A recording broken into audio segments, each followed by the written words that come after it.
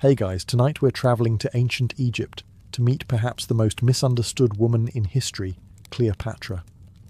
So before you get comfortable, take a moment, like the video and subscribe, but only if you genuinely enjoy what I do here. And let me know in the comments where you're tuning in from and what time it is for you. It's always fascinating to see who's joining us from around the world. Now, dim the lights, maybe turn on a fan for that soft background hum, and let's ease into tonight's journey together. If you were asked to describe Cleopatra using only one word, there's a good chance that word would be beautiful.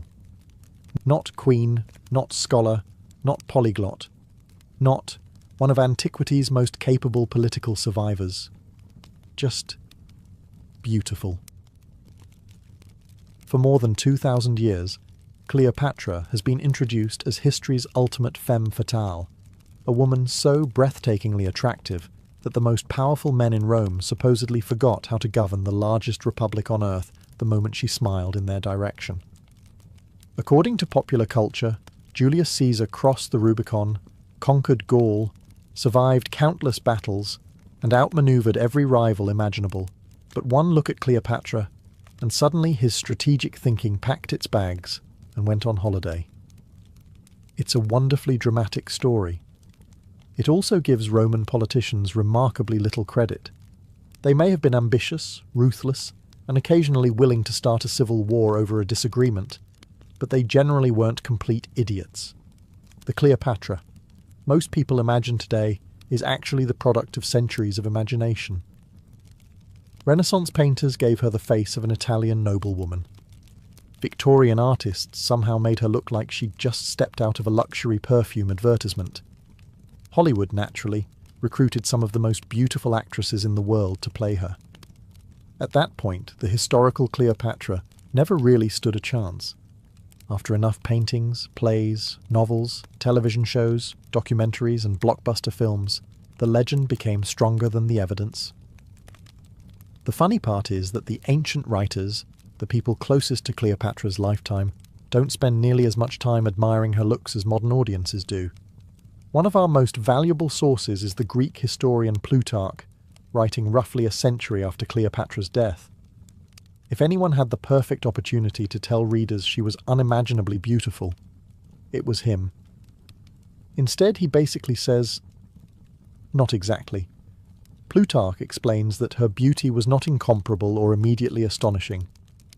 That sentence has probably disappointed generations of Hollywood casting directors. Rather than describing a woman whose appearance alone overwhelmed everyone around her, Plutarch says her real power came from something much harder to paint on a canvas. Her conversation, her intelligence, her confidence, the charm in her voice, the way she spoke, the way she made people feel when they were around her. In other words, Cleopatra mastered what today we'd probably call charisma. And unlike expensive jewellery, charisma unfortunately cannot be displayed in a museum glass case with a helpful little information plaque. Imagine attending a dinner party where one guest quietly becomes the centre of every conversation. They aren't necessarily the most attractive person in the room, yet somehow everyone gradually turns toward them. They remember names. They ask clever questions. They know exactly when to make a joke, when to flatter someone, and when to simply listen. Hours later, that's the person everyone remembers. That appears to have been Cleopatra. She spoke numerous languages fluently, allowing her to communicate directly with foreign rulers and ambassadors without interpreters. In the ancient world, this was surprisingly unusual. Most monarchs relied on translators, which is an excellent way to accidentally declare war, because someone misunderstood the word for tribute. Cleopatra preferred avoiding those sorts of misunderstandings. She studied philosophy, mathematics, medicine, astronomy, economics, rhetoric, and literature in Alexandria, home to the greatest library in the ancient world. While other royal children were learning how to sit elegantly during ceremonies, Cleopatra was busy learning how kingdoms actually functioned. That turned out to be the far more useful hobby.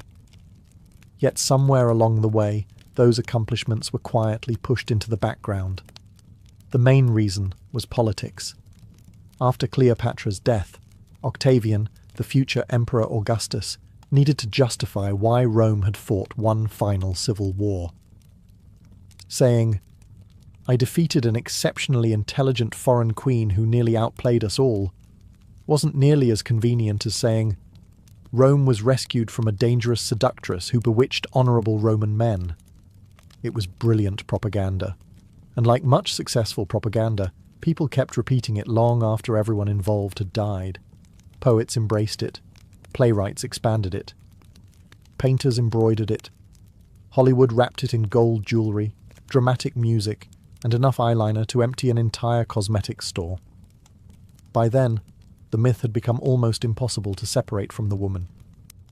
So tonight, we're going to attempt something rather unusual. We're going to meet Cleopatra before 2,000 years of storytelling gave her the world's most famous makeover.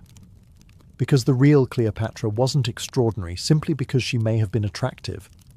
She was extraordinary because she ruled one of the richest kingdoms in the Mediterranean while surrounded by assassins, rival siblings, ambitious Roman generals, collapsing alliances, and enough political backstabbing to make a porcupine feel uncomfortable.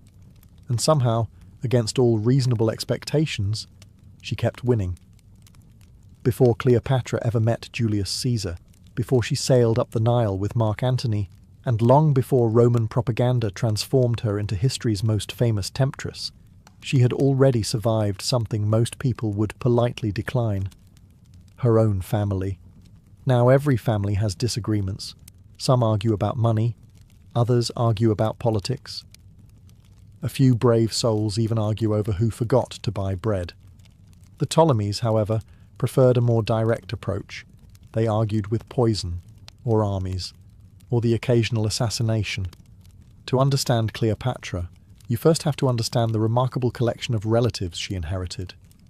Her family belonged to the Ptolemaic dynasty, founded nearly 3 centuries earlier by Ptolemy I, one of Alexander the Great's most trusted generals.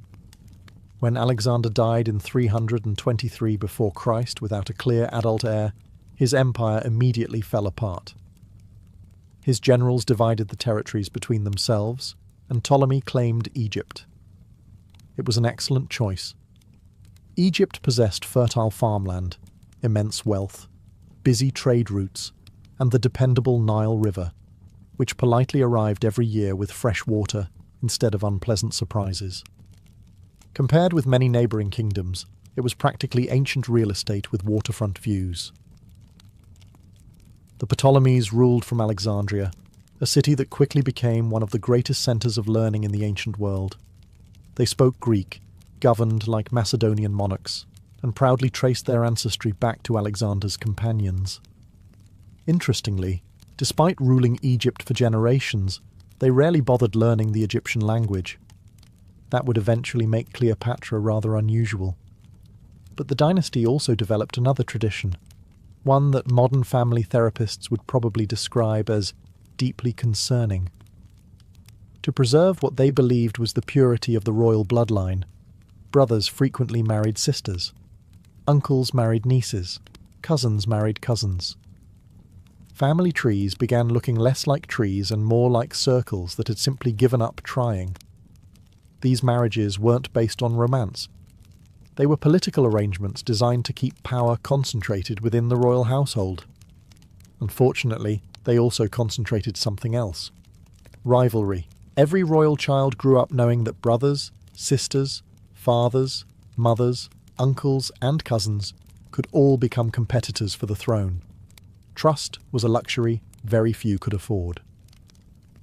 Cleopatra herself was born around 69 before Christ, the daughter of King Ptolemy XII, a ruler whose greatest talent seemed to be paying Rome enormous amounts of money in exchange for staying king a little longer.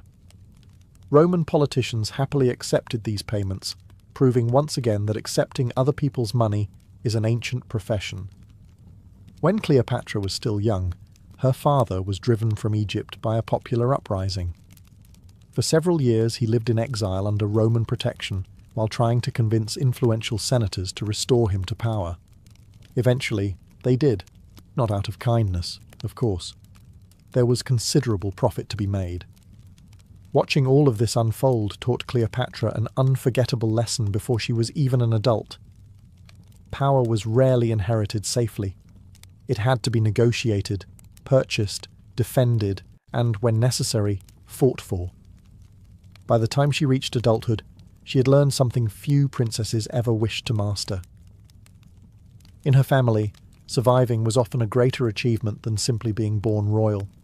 While most royal children spent their youth learning how to smile politely during ceremonies and avoid spilling wine on expensive robes, Cleopatra was preparing for a very different future. She was preparing to rule. That may sound perfectly normal for a princess. After all, royal families usually educate their children to become future monarchs. The Ptolemies, however, had a slightly different educational philosophy. They educated all their children because no one knew which one would still be alive in 10 years. Growing up in Alexandria offered Cleopatra an advantage that few rulers in history ever enjoyed. She lived in one of the greatest intellectual capitals the world had ever seen. Founded by Alexander the Great and expanded under the Ptolemies, Alexandria wasn't simply another large city. It was the Silicon Valley, Oxford, and New York of the ancient Mediterranean rolled into one, except with considerably more marble and significantly fewer coffee shops. Scholars travelled from Greece, Egypt, Persia, India, and beyond to exchange ideas. Ships entering the harbour often had their books copied for the famous Library of Alexandria before they were allowed to continue their journeys. Imagine arriving at customs today and being told, "Thank you for visiting. We'll just borrow your laptop for a few weeks." The library itself became legendary, containing hundreds of thousands of scrolls covering nearly every subject imaginable. Philosophy, mathematics, medicine, astronomy, geography, engineering, poetry, and history all found a home within its walls. Cleopatra grew up surrounded by that world. Although historians cannot list every lesson she received, the ancient sources consistently describe her as exceptionally well educated. She studied rhetoric, allowing her to persuade audiences with carefully chosen words. She learned philosophy, which taught rulers how to reason through difficult decisions rather than simply reacting to them. Mathematics and astronomy helped her understand taxation, calendars, navigation, and agriculture. Medicine fascinated her enough that later writers claimed she conducted research into herbs and remedies, though some stories are undoubtedly exaggerated. She also became an accomplished reader of literature and history. That mattered more than it might seem. History, after all, was the instruction manual for surviving politics. Every successful ruler before her became another case study. Every failed ruler became a warning. Unlike modern students, Cleopatra couldn't simply search "How not to lose your kingdom" and receive a helpful list of articles. She had to read several centuries of expensive scrolls instead. One subject, however, became her greatest strength: languages. Most members of the Ptolemaic dynasty spoke Greek and relied heavily on interpreters whenever they dealt with foreign peoples. Cleopatra took a different approach entirely. According to ancient writers, she spoke numerous languages fluently. Greek remained her native tongue, but she also learned Egyptian, the language previous Ptolemaic rulers had largely ignored, as well as several neighbouring languages used by diplomats and merchants throughout the eastern Mediterranean. This gave her a remarkable advantage. She could greet ambassadors in their own language. She could negotiate directly without waiting for translators. She could hear subtle changes in tone, hesitation, or confidence that often disappeared during interpretation. Anyone who has watched an awkward conversation slowly unravel through 3 different translators can appreciate how valuable that was. Words carry more than meaning. They carry emotion. They build trust. Cleopatra understood that better than almost anyone. Long before she ever became queen, she had discovered a truth that many rulers never learned. Knowledge wasn't merely something impressive to possess. In dangerous times, it could become the most powerful weapon in an entire kingdom.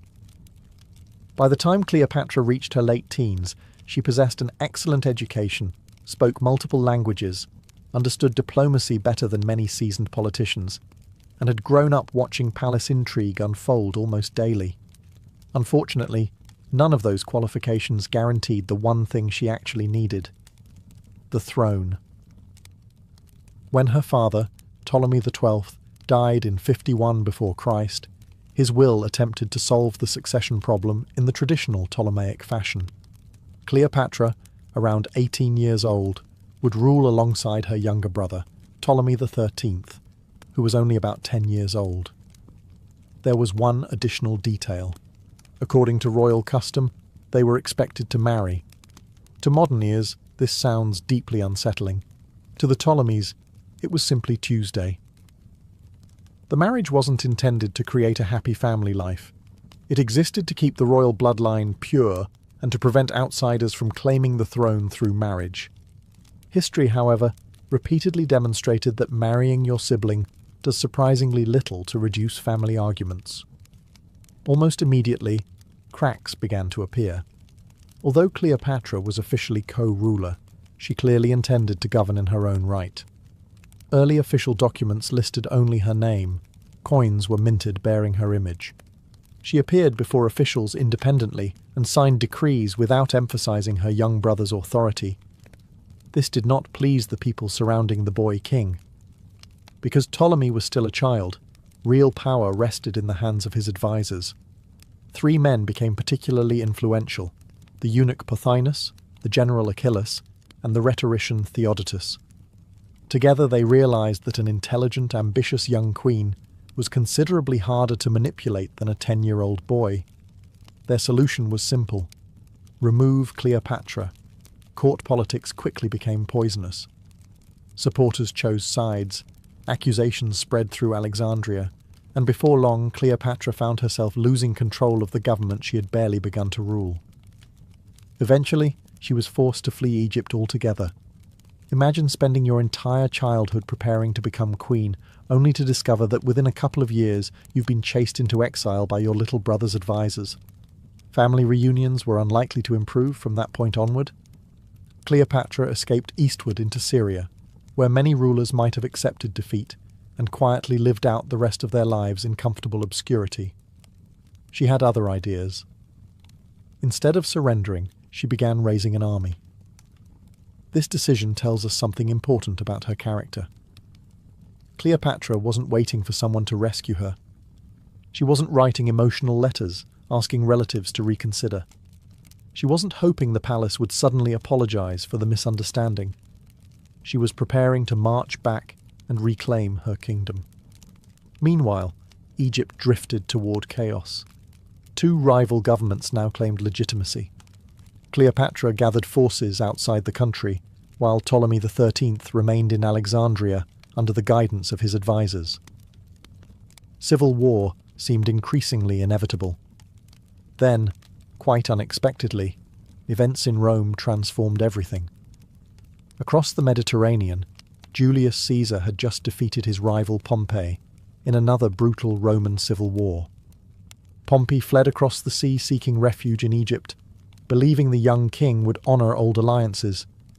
Instead, the king's advisors made what they believed was a brilliant political calculation. They murdered Pompey before Caesar even arrived. It was meant as a gift. It would prove to be one of the greatest diplomatic miscalculations in ancient history. And for Cleopatra, it presented the opportunity she had been waiting for. When Julius Caesar arrived in Alexandria in 48 before Christ, he probably expected a short diplomatic visit. Instead, he walked directly into one of the most complicated family disputes in ancient history. Rome had just endured years of civil war. Caesar had crossed the Rubicon, defeated rival armies across Greece, Italy and Spain, and finally chased his greatest opponent, Pompey the Great, all the way to Egypt. Pompey believed Egypt would welcome him.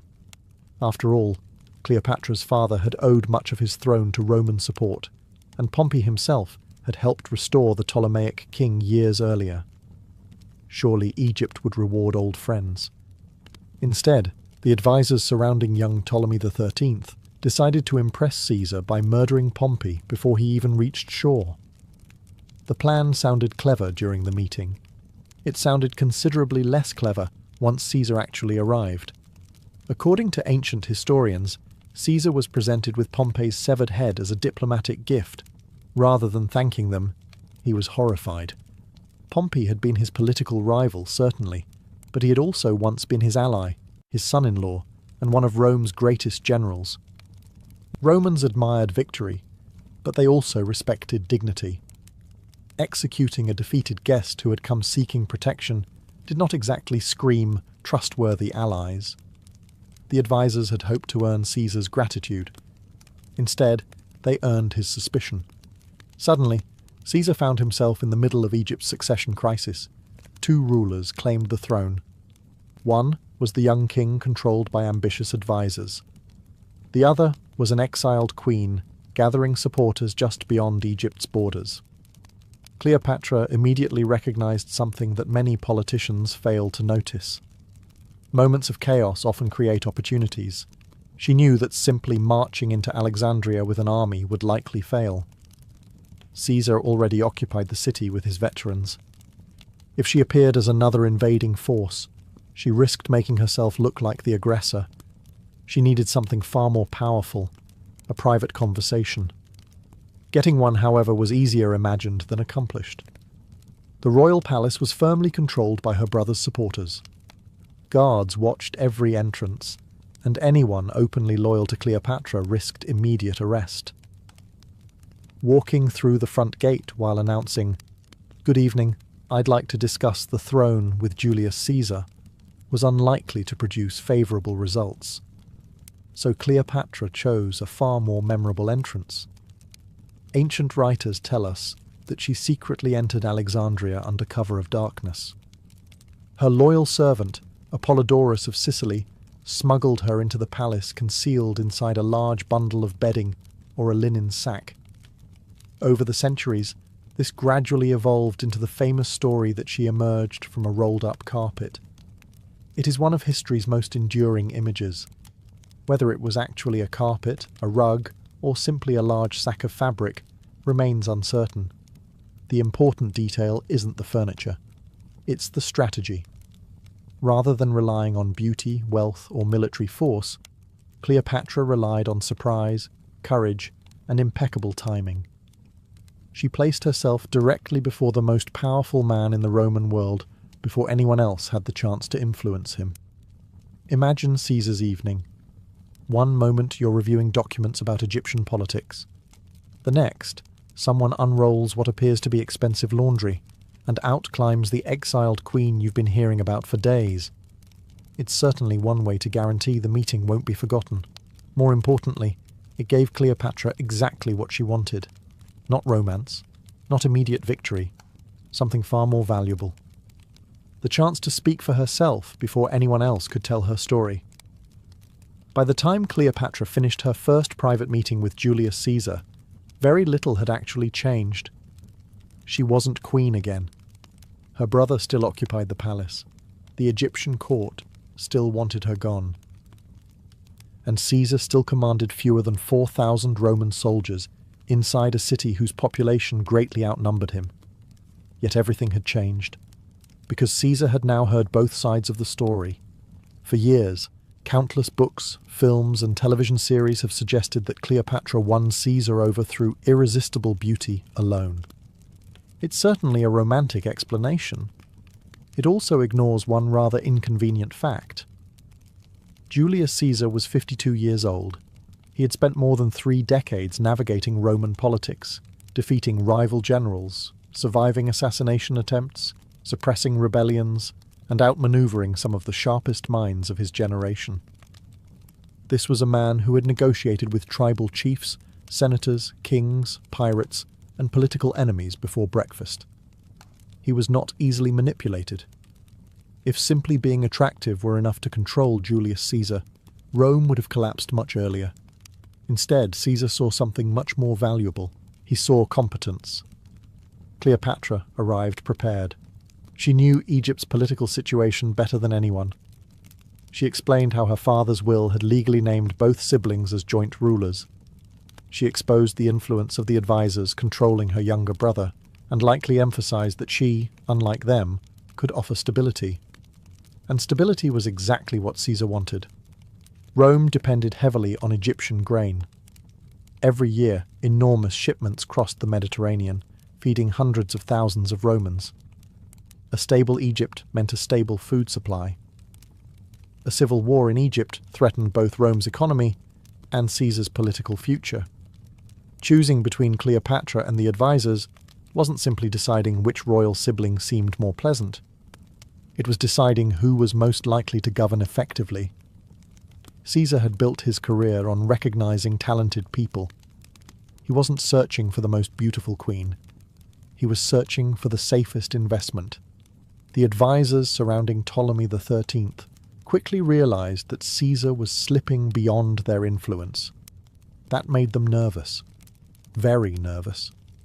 They demanded that Caesar leave Egypt. They insisted he had no authority to interfere in Egyptian affairs. Caesar calmly replied that he was merely carrying out the wishes of the late king's will, which had actually asked Rome to oversee the succession if necessary. Whether this was genuine concern for Egyptian law or remarkably convenient legal interpretation depends entirely on whom you ask. Either way, Caesar wasn't leaving. The palace atmosphere became increasingly tense. Meetings grew colder. Guards watched one another carefully. Every conversation carried political consequences. Outside the palace, supporters of both rulers gathered throughout Alexandria.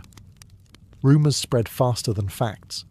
One version of events would circulate in the morning, only to be replaced by an even more dramatic version before sunset. Ancient cities didn't have social media, but they certainly had gossip. In some respects, it worked even faster. Then the situation exploded. Achilles, commander of the Egyptian army and loyal to Ptolemy's advisors, marched toward Alexandria with roughly 20,000 soldiers. Caesar suddenly found himself trapped. His small Roman force occupied the royal quarter, surrounded by a hostile city and facing an army several times its size. It was no longer simply Cleopatra's struggle for the throne.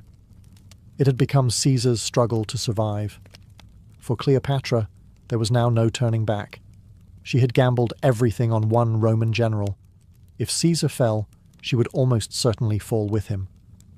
Fortunately for both of them, Julius Caesar had developed an unfortunate habit for his enemies. The more impossible the situation appeared, the more dangerous he tended to become. If Cleopatra thought that convincing Julius Caesar to support her claim would immediately place the crown back on her head, the next few months were a rather unpleasant reminder that politics rarely works that efficiently. Winning an ally and winning a kingdom were two very different things. The moment Caesar declared that he intended to settle the dispute between Cleopatra and her brother, Alexandria erupted into chaos. Ptolemy XIII's advisors had already lost the political battle inside the palace. They intended to win the military one outside it. Achilles, commander of the Egyptian army, marched on Alexandria with tens of thousands of soldiers. Caesar, meanwhile, had fewer than 4,000 legionaries. Those are not odds most military commanders would voluntarily choose. Fortunately for Caesar, voluntarily choosing sensible odds had never really been one of his hobbies. Rather than abandoning the palace, he fortified the royal quarter. His soldiers secured key buildings, blocked streets, and established defensive positions overlooking the harbour. Every wall became a fortress, every doorway a checkpoint, and every rooftop suddenly seemed like an excellent place for someone carrying a spear. On the morning of the 15th of March, 44 before Christ, Cleopatra was still in Rome. She had every reason to believe the future looked promising. Egypt was stable. Her throne was secure. Her relationship with Julius Caesar had elevated her kingdom to a position of enormous importance. Rome and Egypt were cooperating more closely than they had in generations, and her young son, Caesarion, represented what she hoped would become a lasting bond between the two powers. Then, within a matter of minutes, everything unravelled. Caesar entered the theatre of Pompey to attend a meeting of the Senate. Ironically, the building was named after Pompey the Great, the very rival Caesar had defeated only a few years earlier. History occasionally enjoys arranging these little coincidences, as if it were trying a bit too hard to impress future historians. As Caesar took his seat, a group of senators surrounded him. At first, it appeared to be an ordinary petition. Then one senator grabbed his toga, another drew a dagger, Within moments, dozens of blades flashed through the crowd. Ancient sources tell us Caesar was stabbed 23 times. Whether every wound landed or not is still debated, but one fact is certain. The most powerful man in the Roman world lay dead before the Senate meeting had truly begun. The assassins believed they had saved the Roman Republic. Instead, they guaranteed years of civil war. News spread across Rome with astonishing speed. Markets emptied, doors slammed shut. Crowds gathered in confusion. No one knew what would happen next. Whenever the most powerful politician in the country is suddenly murdered, people generally become reluctant to make long-term dinner plans. For Cleopatra, the danger was immediate. She was not merely a foreign visitor. She was Caesar's closest royal ally. She had lived in Rome under his protection. Many Romans believed, correctly or not, that she had considerable influence over him. If angry crowds wanted someone else to blame for Caesar's growing ambition, an Egyptian queen made a very convenient target. There is no evidence that Cleopatra had any knowledge of the assassination beforehand, nor did she play any role in Roman politics beyond protecting Egypt's interests. But in times of chaos, facts often travel much more slowly than rumours. She acted quickly. Rather than becoming involved in Rome's unfolding power struggle, Cleopatra quietly prepared to leave the city. She gathered her household, her advisors, her young brother Ptolemy XIV, and her son Caesarion. Within days, she was sailing back toward Alexandria. It was probably the wisest decision she could have made. Behind her, Rome descended into uncertainty. Mark Antony attempted to seize control. The assassins hoped to restore the Republic. A young man named Octavian, Caesar's adopted heir, barely 18 years old, returned to Italy to claim his inheritance. At the time, few people considered Octavian the most dangerous figure in Roman politics. He seemed inexperienced, physically unimpressive, and far younger than his rivals. History has repeatedly demonstrated that underestimating quiet young politicians is rarely an excellent career choice. Back in Egypt, Cleopatra faced another difficult challenge. Caesar, the man whose support had secured her throne, was gone. Everything she had built over the past 4 years suddenly rested on uncertain foundations. Even more importantly, Caesar had left behind no official recognition of Caesarion as his heir. Instead, his will named Octavian as his adopted son. That single document changed the future of Rome, and although Cleopatra could not yet know it, it had also begun the countdown to the greatest conflict of her entire reign. After Julius Caesar's assassination, Cleopatra did something that often goes unnoticed. She waited. That might not sound particularly exciting, but in politics, knowing when not to act can be every bit as important as knowing when to charge into battle. While Rome tore itself apart once again, Cleopatra focused on strengthening Egypt. Taxes were collected, trade resumed, grain exports continued, and Alexandria remained one of the wealthiest cities in the Mediterranean. She understood something many ambitious rulers forget. Civil wars eventually end. The survivors remember who stayed useful. Over the next few years, Rome descended into yet another struggle for power. Mark Antony, Caesar's trusted general, joined forces with the young Octavian and Marcus Lepidus to form what historians call the Second Triumvirate. Together, they hunted down Caesar's assassins, defeating Brutus and Cassius at the Battle of Philippi. With their enemies gone, the victors divided the Roman world between themselves. Octavian took the west, Antony governed the east, and the east happened to include Egypt. Soon enough, Antony summoned Cleopatra to meet him in the city of Tarsus, in what is now southern Turkey. Officially, he wanted answers. During Rome's recent conflicts, Cleopatra had remained carefully neutral, though she had provided limited support where it best protected Egypt's interests. Antony wanted to know exactly where her loyalties lay. Many people imagine Cleopatra nervously preparing to defend herself. Instead, she prepared a performance. Not because she intended to seduce Antony, because she intended to impress him. According to Plutarch, Cleopatra sailed into Tarsus aboard an extraordinary royal barge. Purple sails caught the wind, silver oars flashed in the sunlight, musicians played softly across the water, and fragrant incense drifted through the air. Servants dressed as mythical figures surrounded the queen while she herself appeared as the goddess Aphrodite. It sounds almost theatrical. That was precisely the point. Cleopatra understood symbolism better than almost anyone alive. She wasn't introducing herself as another nervous client, begging Rome for protection. She was reminding Antony that Egypt was ancient, wealthy, sophisticated, and unlike any other kingdom under Roman influence. In modern terms, she wasn't attending the meeting. She was hosting it. Even though Antony had issued the invitation, the effect was immediate. Plutarch writes that Antony, expecting Cleopatra to appear before his court, instead found himself accepting her invitation to dine aboard the royal ship. Somehow, within a single afternoon, the balance of the meeting had quietly shifted. That was no accident. Cleopatra had spent her entire life studying people. She understood that first impressions were political weapons. Luxury could communicate power. Confidence could reshape negotiations. And making someone curious was often more effective than trying desperately to please them.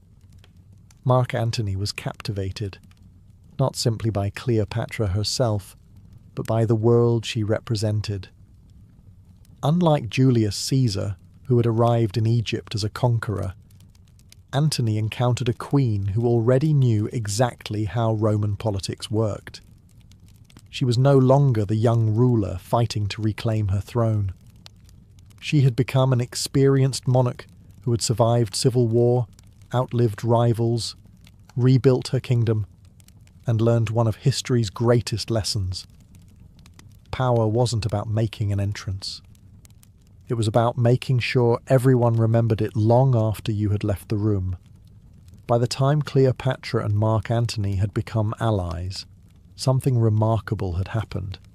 Cleopatra was no longer simply reacting to history, she was shaping it. The frightened young queen who had once been smuggled into Caesar's palace, wrapped in bedding, had disappeared. In her place stood a confident monarch who had ruled Egypt for nearly 2 decades, survived civil war, defeated rival siblings, negotiated with Rome's greatest leaders, and restored stability to one of the richest kingdoms in the ancient world. She had become exactly the ruler she had spent her childhood preparing to be. Yet oddly enough, this is the point where many popular retellings stop talking about her government altogether. Instead, they focus almost exclusively on romance. It's a bit like writing the biography of Winston Churchill and spending 90% of the book discussing his favourite breakfast. Interesting, perhaps, but you're probably missing the main story. While Antony spent much of his time organising Rome's eastern provinces, Cleopatra remained busy governing Egypt. The kingdom's prosperity depended on careful administration. Every year, officials measured the Nile's flooding because too little water meant poor harvests, while too much water threatened villages and farmland. Taxes had to be adjusted, grain distributed, ports supervised, merchants protected, and foreign trade encouraged. None of this makes particularly exciting Hollywood cinema. No one has ever dramatically whispered, "Quick, the annual tax assessments are ready." Yet these ordinary decisions kept Egypt wealthy. Alexandria continued to flourish as the commercial heart of the eastern Mediterranean. Ships arrived daily carrying goods from Greece, Arabia, Africa, and India. Grain, papyrus, glass, perfumes, wine, precious stones, ivory, spices, and luxury textiles flowed through its enormous harbours. Trade was the kingdom's lifeblood. Cleopatra understood that political power rested upon economic strength. A poor kingdom could not remain independent for long. A wealthy kingdom, however, became valuable to everyone. She also invested heavily in religious legitimacy. Egyptian pharaohs were not merely political rulers. They were expected to maintain harmony between humanity and the gods. Cleopatra embraced traditional Egyptian ceremonies far more enthusiastically than most of her Greek-speaking ancestors had done. She appeared publicly dressed as the goddess Isis. To modern audiences, this might sound like clever public relations. In many ways, it was. But it also reflected genuine royal tradition. Egyptian rulers had linked themselves with the gods for thousands of years before Cleopatra was born. She simply understood that respecting Egyptian customs strengthened her authority among her own people. Meanwhile, Roman visitors often found themselves impressed by something else entirely: her conversations. Ancient writers repeatedly mention that Cleopatra could speak intelligently about politics, literature, science, philosophy, and diplomacy. She possessed that rare ability to make powerful men feel they were speaking with an equal rather than simply addressing another monarch. That quality cannot easily be captured in marble, nor can it be shown on a coin, which may explain why later generations quietly ignored it. Beauty is simple to paint. Intelligence requires storytelling, and storytelling takes considerably more effort than adding another layer of gold jewellery. By now, Cleopatra had built something extraordinary. Not merely a famous romance, not merely a glamorous court, but one of the most stable and prosperous kingdoms in a Mediterranean world that seemed increasingly determined to solve every disagreement with another civil war. Unfortunately, peace rarely lasts forever. Back in Rome, a young ruler named Octavian had been watching everything very carefully, and he was already beginning to understand that defeating Mark Antony would require defeating Cleopatra first, even if only in the minds of the Roman people. By the middle of the 1st century before Christ, Cleopatra had become something rather inconvenient. She was successful. Not simply successful by Egyptian standards, but successful enough to worry Rome's most ambitious politician. His name was Octavian. The young man who had once seemed too inexperienced to compete with seasoned generals had steadily eliminated his rivals. Lepidus had been pushed aside. Antony remained powerful, but he now spent much of his time in the eastern Mediterranean alongside Cleopatra. From Octavian's perspective, this wasn't merely a political problem. It was a public relations opportunity. Modern political campaigns often rely on television interviews, newspaper headlines, carefully edited videos, and social media posts. The Romans had something arguably even more effective: rumours, poets, public speeches, coins, and an audience that absolutely loved dramatic scandals. Octavian understood that defeating Antony on the battlefield might prove difficult. Defeating his reputation, however, could begin immediately. So he launched one of history's most successful propaganda campaigns. His message was remarkably simple. Mark Antony was no longer behaving like a proper Roman. He had abandoned Roman discipline. He had abandoned Roman values. Worst of all, he had fallen under the influence of a dangerous foreign queen. Notice something interesting. Octavian rarely attacked Cleopatra for being ugly. He rarely even claimed she was extraordinarily beautiful. Instead, he portrayed her as something much more frightening. A cunning, manipulative Eastern monarch who intended to dominate Rome through Antony. To Roman audiences, this struck a nerve. Rome had spent centuries celebrating its victories over foreign kings. The idea that a Roman general might serve an Egyptian queen felt humiliating. Octavian encouraged people to believe that Antony wasn't making his own decisions anymore. He was supposedly enchanted, bewitched, controlled. It was a wonderfully convenient explanation. After all, admitting that Antony had formed a deliberate political alliance with one of the Mediterranean's most capable rulers required considerably more thought. Blaming everything on one irresistible woman was much easier. Some things, it seems, never change. Meanwhile, Antony wasn't exactly helping himself. He openly spent time in Alexandria. He celebrated Egyptian ceremonies. He fathered children with Cleopatra. He granted eastern territories to Cleopatra and their children during a famous event historians call the Donations of Alexandria. To Cleopatra, these decisions strengthened her dynasty. To Octavian, they became political gold. He claimed Antony intended to divide Roman territory among foreign rulers. He suggested that Antony wished to move the centre of power from Rome to Alexandria. There was little evidence for many of these accusations. Evidence, however, is not always essential for effective propaganda. If a story confirms what people already fear, it spreads remarkably quickly. Even Antony's supporters struggled to answer every rumour. The campaign reached its peak when Octavian obtained Antony's will. Exactly how he acquired it remains controversial, since Roman wills were supposed to remain sealed until death. Nevertheless, Octavian publicly read portions of it before the Senate. According to the document, Antony wished to be buried beside Cleopatra in Alexandria. For many Romans, that single detail sounded almost like betrayal.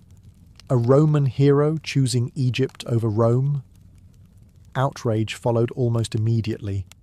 Octavian had carefully transformed what was really another Roman civil war into something entirely different. He wasn't fighting Antony anymore.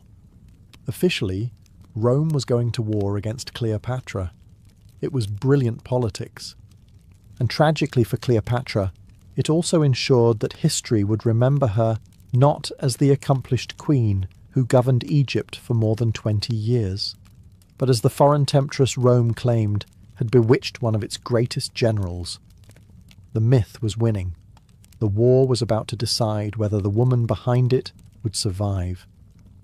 By the year 31 before Christ, there was no longer any realistic hope of avoiding war. The alliance between Octavian and Mark Antony had completely collapsed.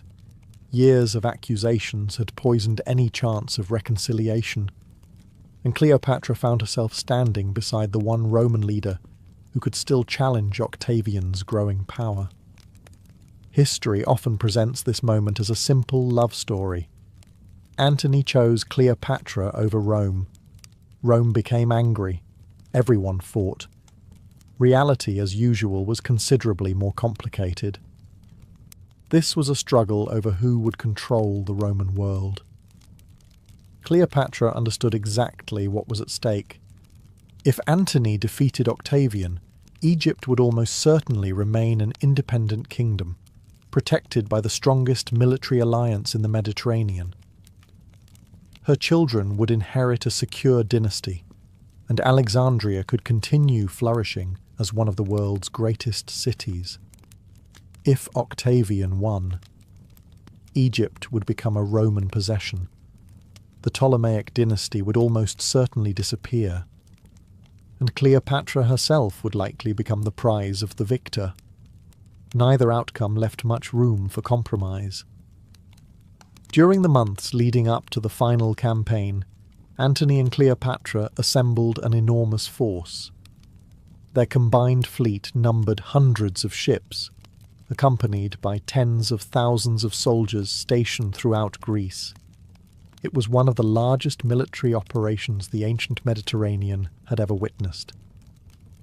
On paper, their chances looked remarkably good.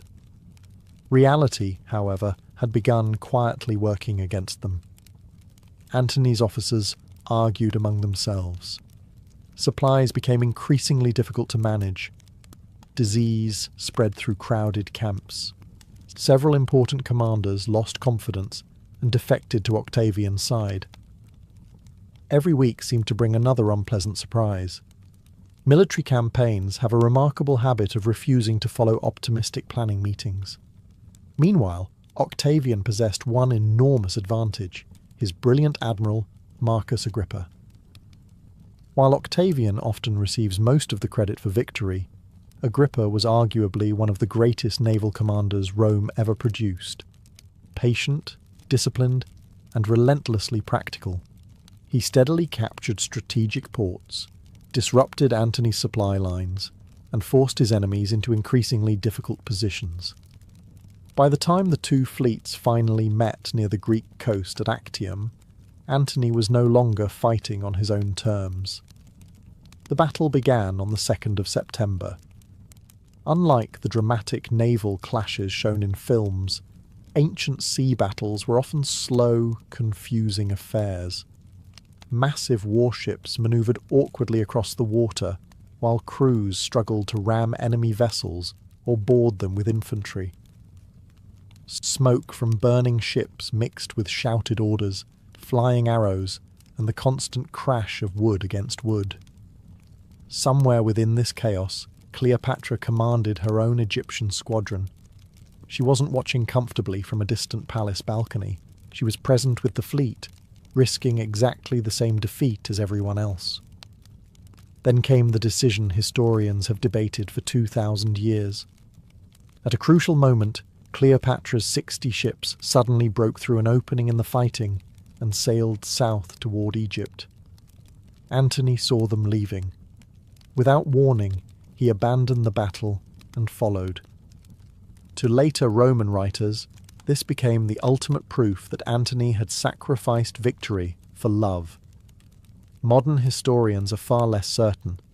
Some argue it was a planned withdrawal intended to preserve the treasury and remaining fleet. Others believe the battle had already been lost, making escape the only rational option.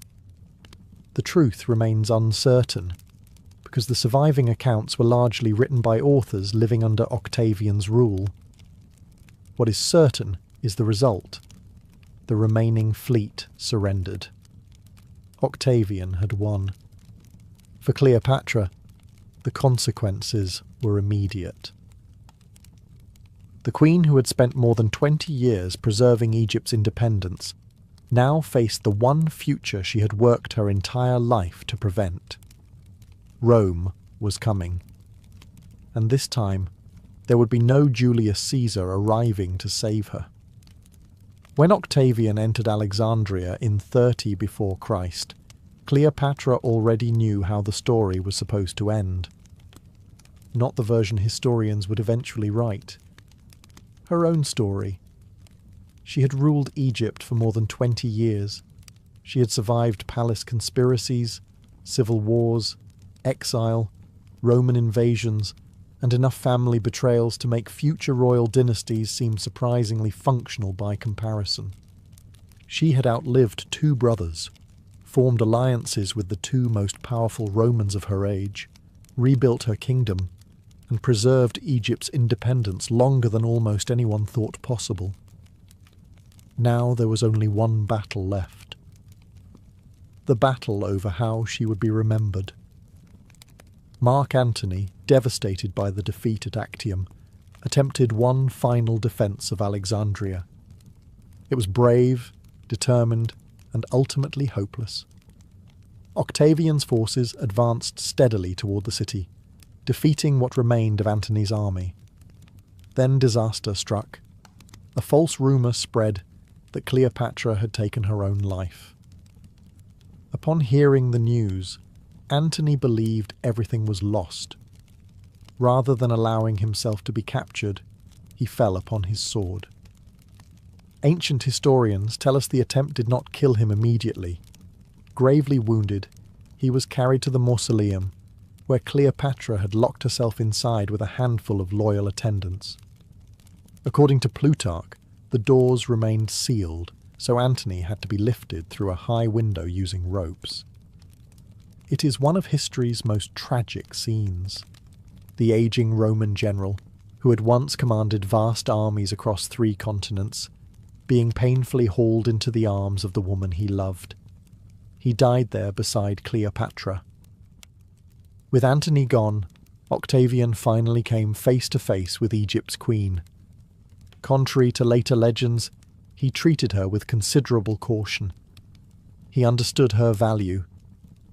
If Cleopatra could be taken alive to Rome, she would become the centerpiece of his triumph, a public parade celebrating his victory before cheering crowds.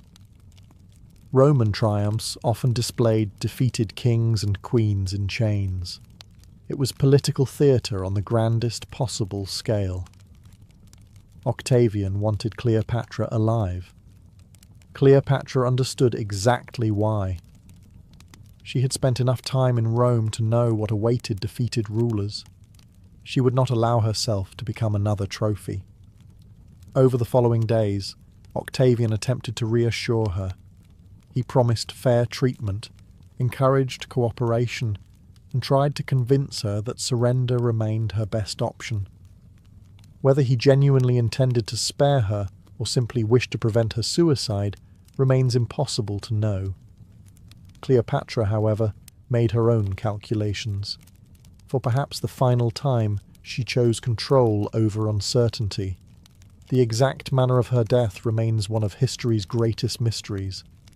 The famous story tells of an Egyptian cobra, the sacred asp, hidden inside a basket of figs.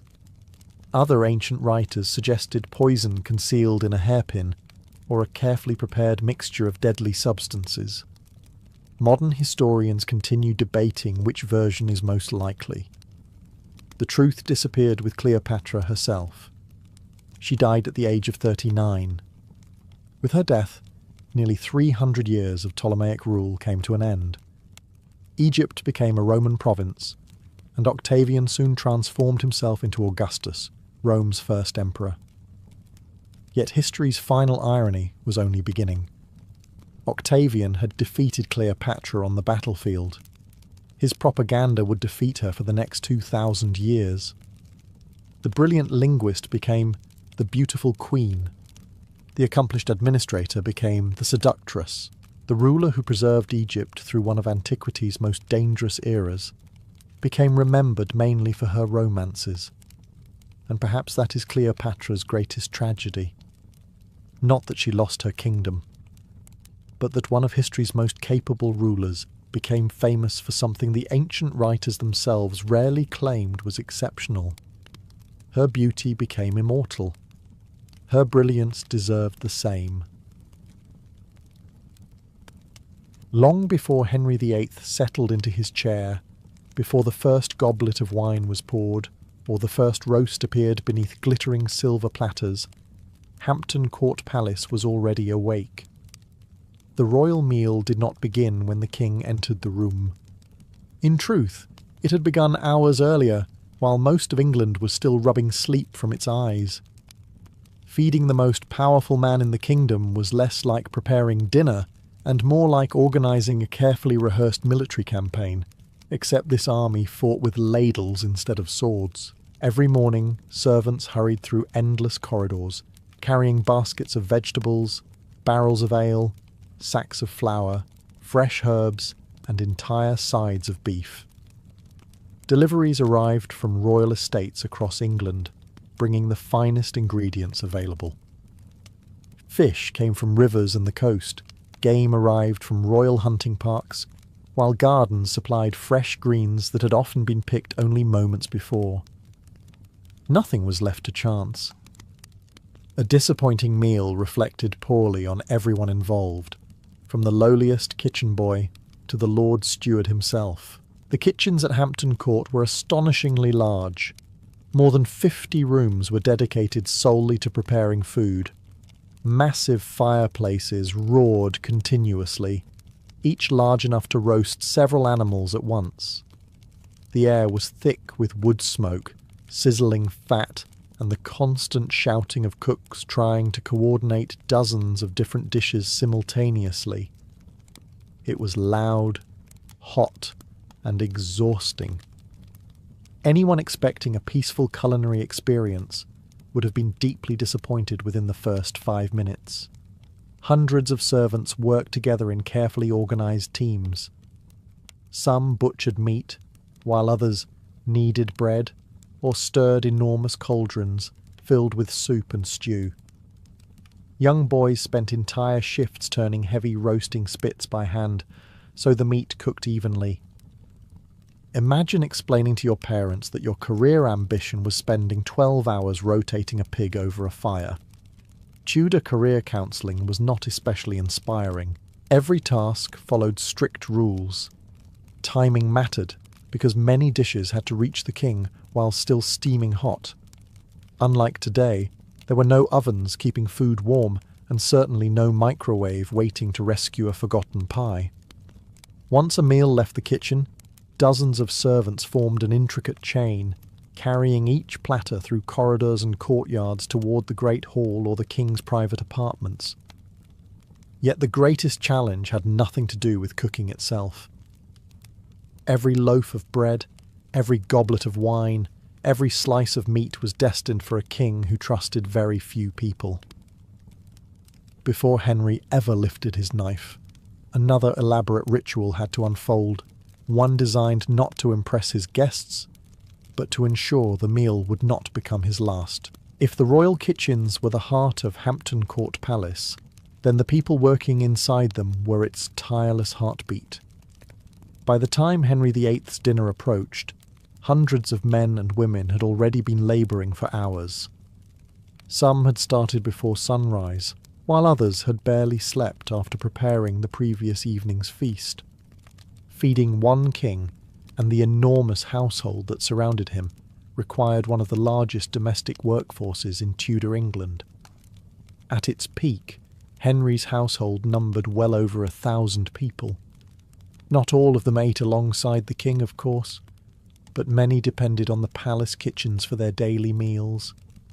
Every day, enormous quantities of food disappeared into hungry mouths. Several oxen, dozens of sheep, countless chickens, mountains of bread, barrels of ale, and rivers of wine seemed to vanish almost as quickly as they arrived. Medieval logistics had evolved into Tudor logistics, and somehow they had become even more complicated. The great kitchens themselves were divided into specialised departments. There was a boiling house for soups and stews, a roasting kitchen with enormous open hearths, pastry kitchens where elaborate pies were assembled, bakehouses producing fresh bread, confectionaries preparing sweet dishes, and separate rooms for sauces, spices, and preserving food. Each area had its own hierarchy, with experienced masters directing apprentices who hoped one day to earn a better position. Perhaps no job was more exhausting than that of the spit boy. His task sounded simple: turn the heavy iron spit so the roasting meat cooked evenly. In reality, it meant standing beside blazing fires for hours, carefully rotating entire pigs, deer, or sides of beef without letting the meat burn. It was hot enough to make anyone reconsider every life choice that had led them to that fireplace. On particularly busy days, they probably smelled more roasted than the dinner itself. Elsewhere, butchers worked with astonishing speed, reducing entire carcasses into usable cuts before passing them to cooks. Bakers carried trays of fresh bread from massive ovens, while brewers ensured ale remained plentiful. Water was not always the safest drink, so even ordinary servants often consumed weak ale throughout the day. Contrary to popular imagination, they were not constantly staggering around drunk. The ale was usually much weaker than modern beer, and often safer than whatever floated in the nearest well. As impressive as this army of workers was, none of their efforts mattered if the meal reached Henry cold, or worse, unsafe. Once every dish had been prepared to perfection, another carefully choreographed ritual began. The food was about to leave the kitchens, and from this point onward, every step was governed by ceremony, security, and absolute precision. Preparing Henry VIII's dinner was only half the battle. Getting it safely from the roaring kitchens to the royal table was an equally delicate operation. The palace was vast, its corridors twisting through courtyards, staircases, galleries, and guarded doorways. A meal might travel several hundred yards before reaching the king. Every step had to be carefully managed because by this point, the food was no longer just dinner. It had become a matter of royal security. The procession began with senior kitchen officials inspecting every dish one final time. Platters were wiped clean around the edges, sauces adjusted, garnishes arranged with surprising care. Presentation mattered almost as much as flavour. Henry enjoyed displays of abundance, and his meals were expected to look as impressive as the wealth of his kingdom. A simple roast chicken might be accompanied by colourful fruits, herbs, elaborate pastries, or decorative sugar sculptures that looked almost too beautiful to eat. Almost. Once approved, servants formed an orderly procession. Each person knew exactly which platter they carried, and precisely where they belonged in the line. This was not a chaotic stampede of hungry cooks escaping a hot kitchen. It was a carefully rehearsed ceremony that reflected the rigid hierarchy of Tudor society. The closer a servant came to handling the king's food, the higher his rank usually was. Carrying Henry's dinner was considered an honour, but also a responsibility. Dropping the king's roast in front of half the court was unlikely to improve one's career prospects. As the procession wound through Hampton Court, guards watched the route carefully. Unauthorised people were kept well away from the dishes. Doors were opened in advance, allowing the line of servants to move without interruption. Every unnecessary delay meant the food cooled slightly, and no one wanted to explain to Henry why his venison had arrived merely warm instead of properly steaming. The greatest concern, however, was not temperature. It was poison. Poison haunted the imagination of Renaissance courts. Political rivals, foreign agents, ambitious nobles, and disgruntled servants all existed in whispered stories of assassination. Whether every rumour was true hardly mattered. Henry believed the danger was real enough to justify extraordinary precautions. His father's dynasty had won the throne only after decades of civil war, and the Tudor crown still felt less than completely secure. A healthy level of paranoia came with wearing it. Before a single bite reached the king's lips, another ceremony now took centre stage. Trusted officers would examine the food, taste the wine, and publicly demonstrate that every course was safe. For Henry, surviving dinner sometimes seemed almost as important as enjoying it.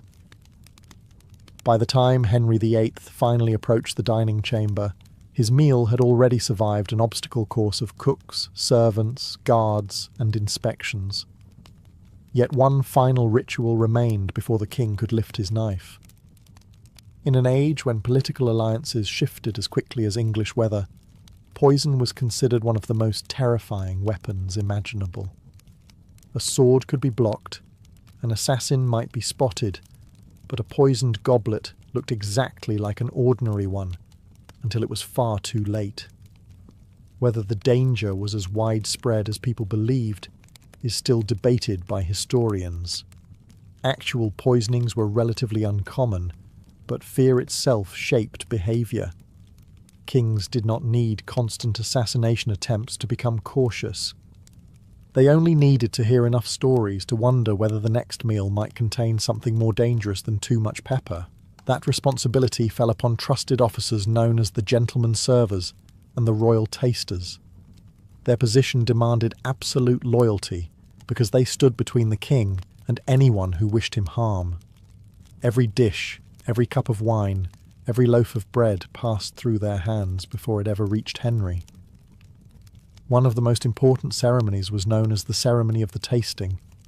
It was performed publicly, allowing everyone present to witness that the food had been examined. A servant would taste selected dishes while another sampled the wine. They did not simply nibble politely to avoid offending the chef. They consumed enough to demonstrate genuine confidence that nothing dangerous lurked inside. Of course, modern films often exaggerate this practice, showing a nervous servant collapsing dramatically seconds later while everyone gasps. Real poison rarely behaved with such theatrical timing. If that had been common, court physicians would have become remarkably efficient detectives. Instead, many poisons worked slowly, making certainty difficult.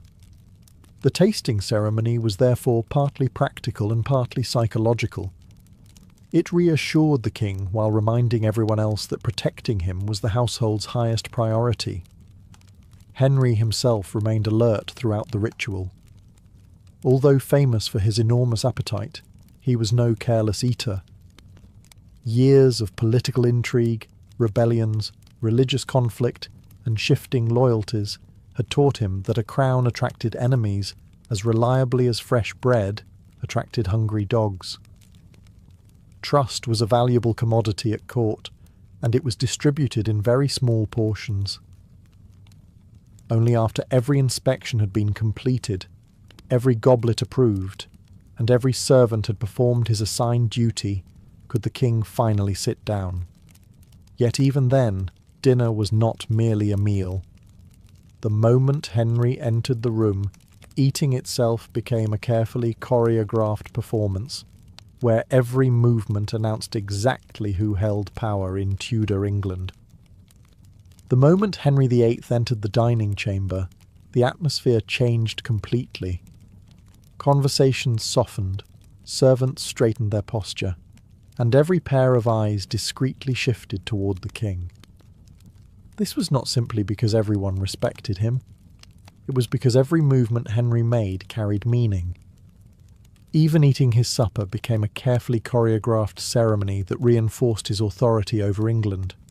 Unlike the lively banquets often shown in films, many of Henry's daily meals, particularly later in his reign, were surprisingly formal affairs.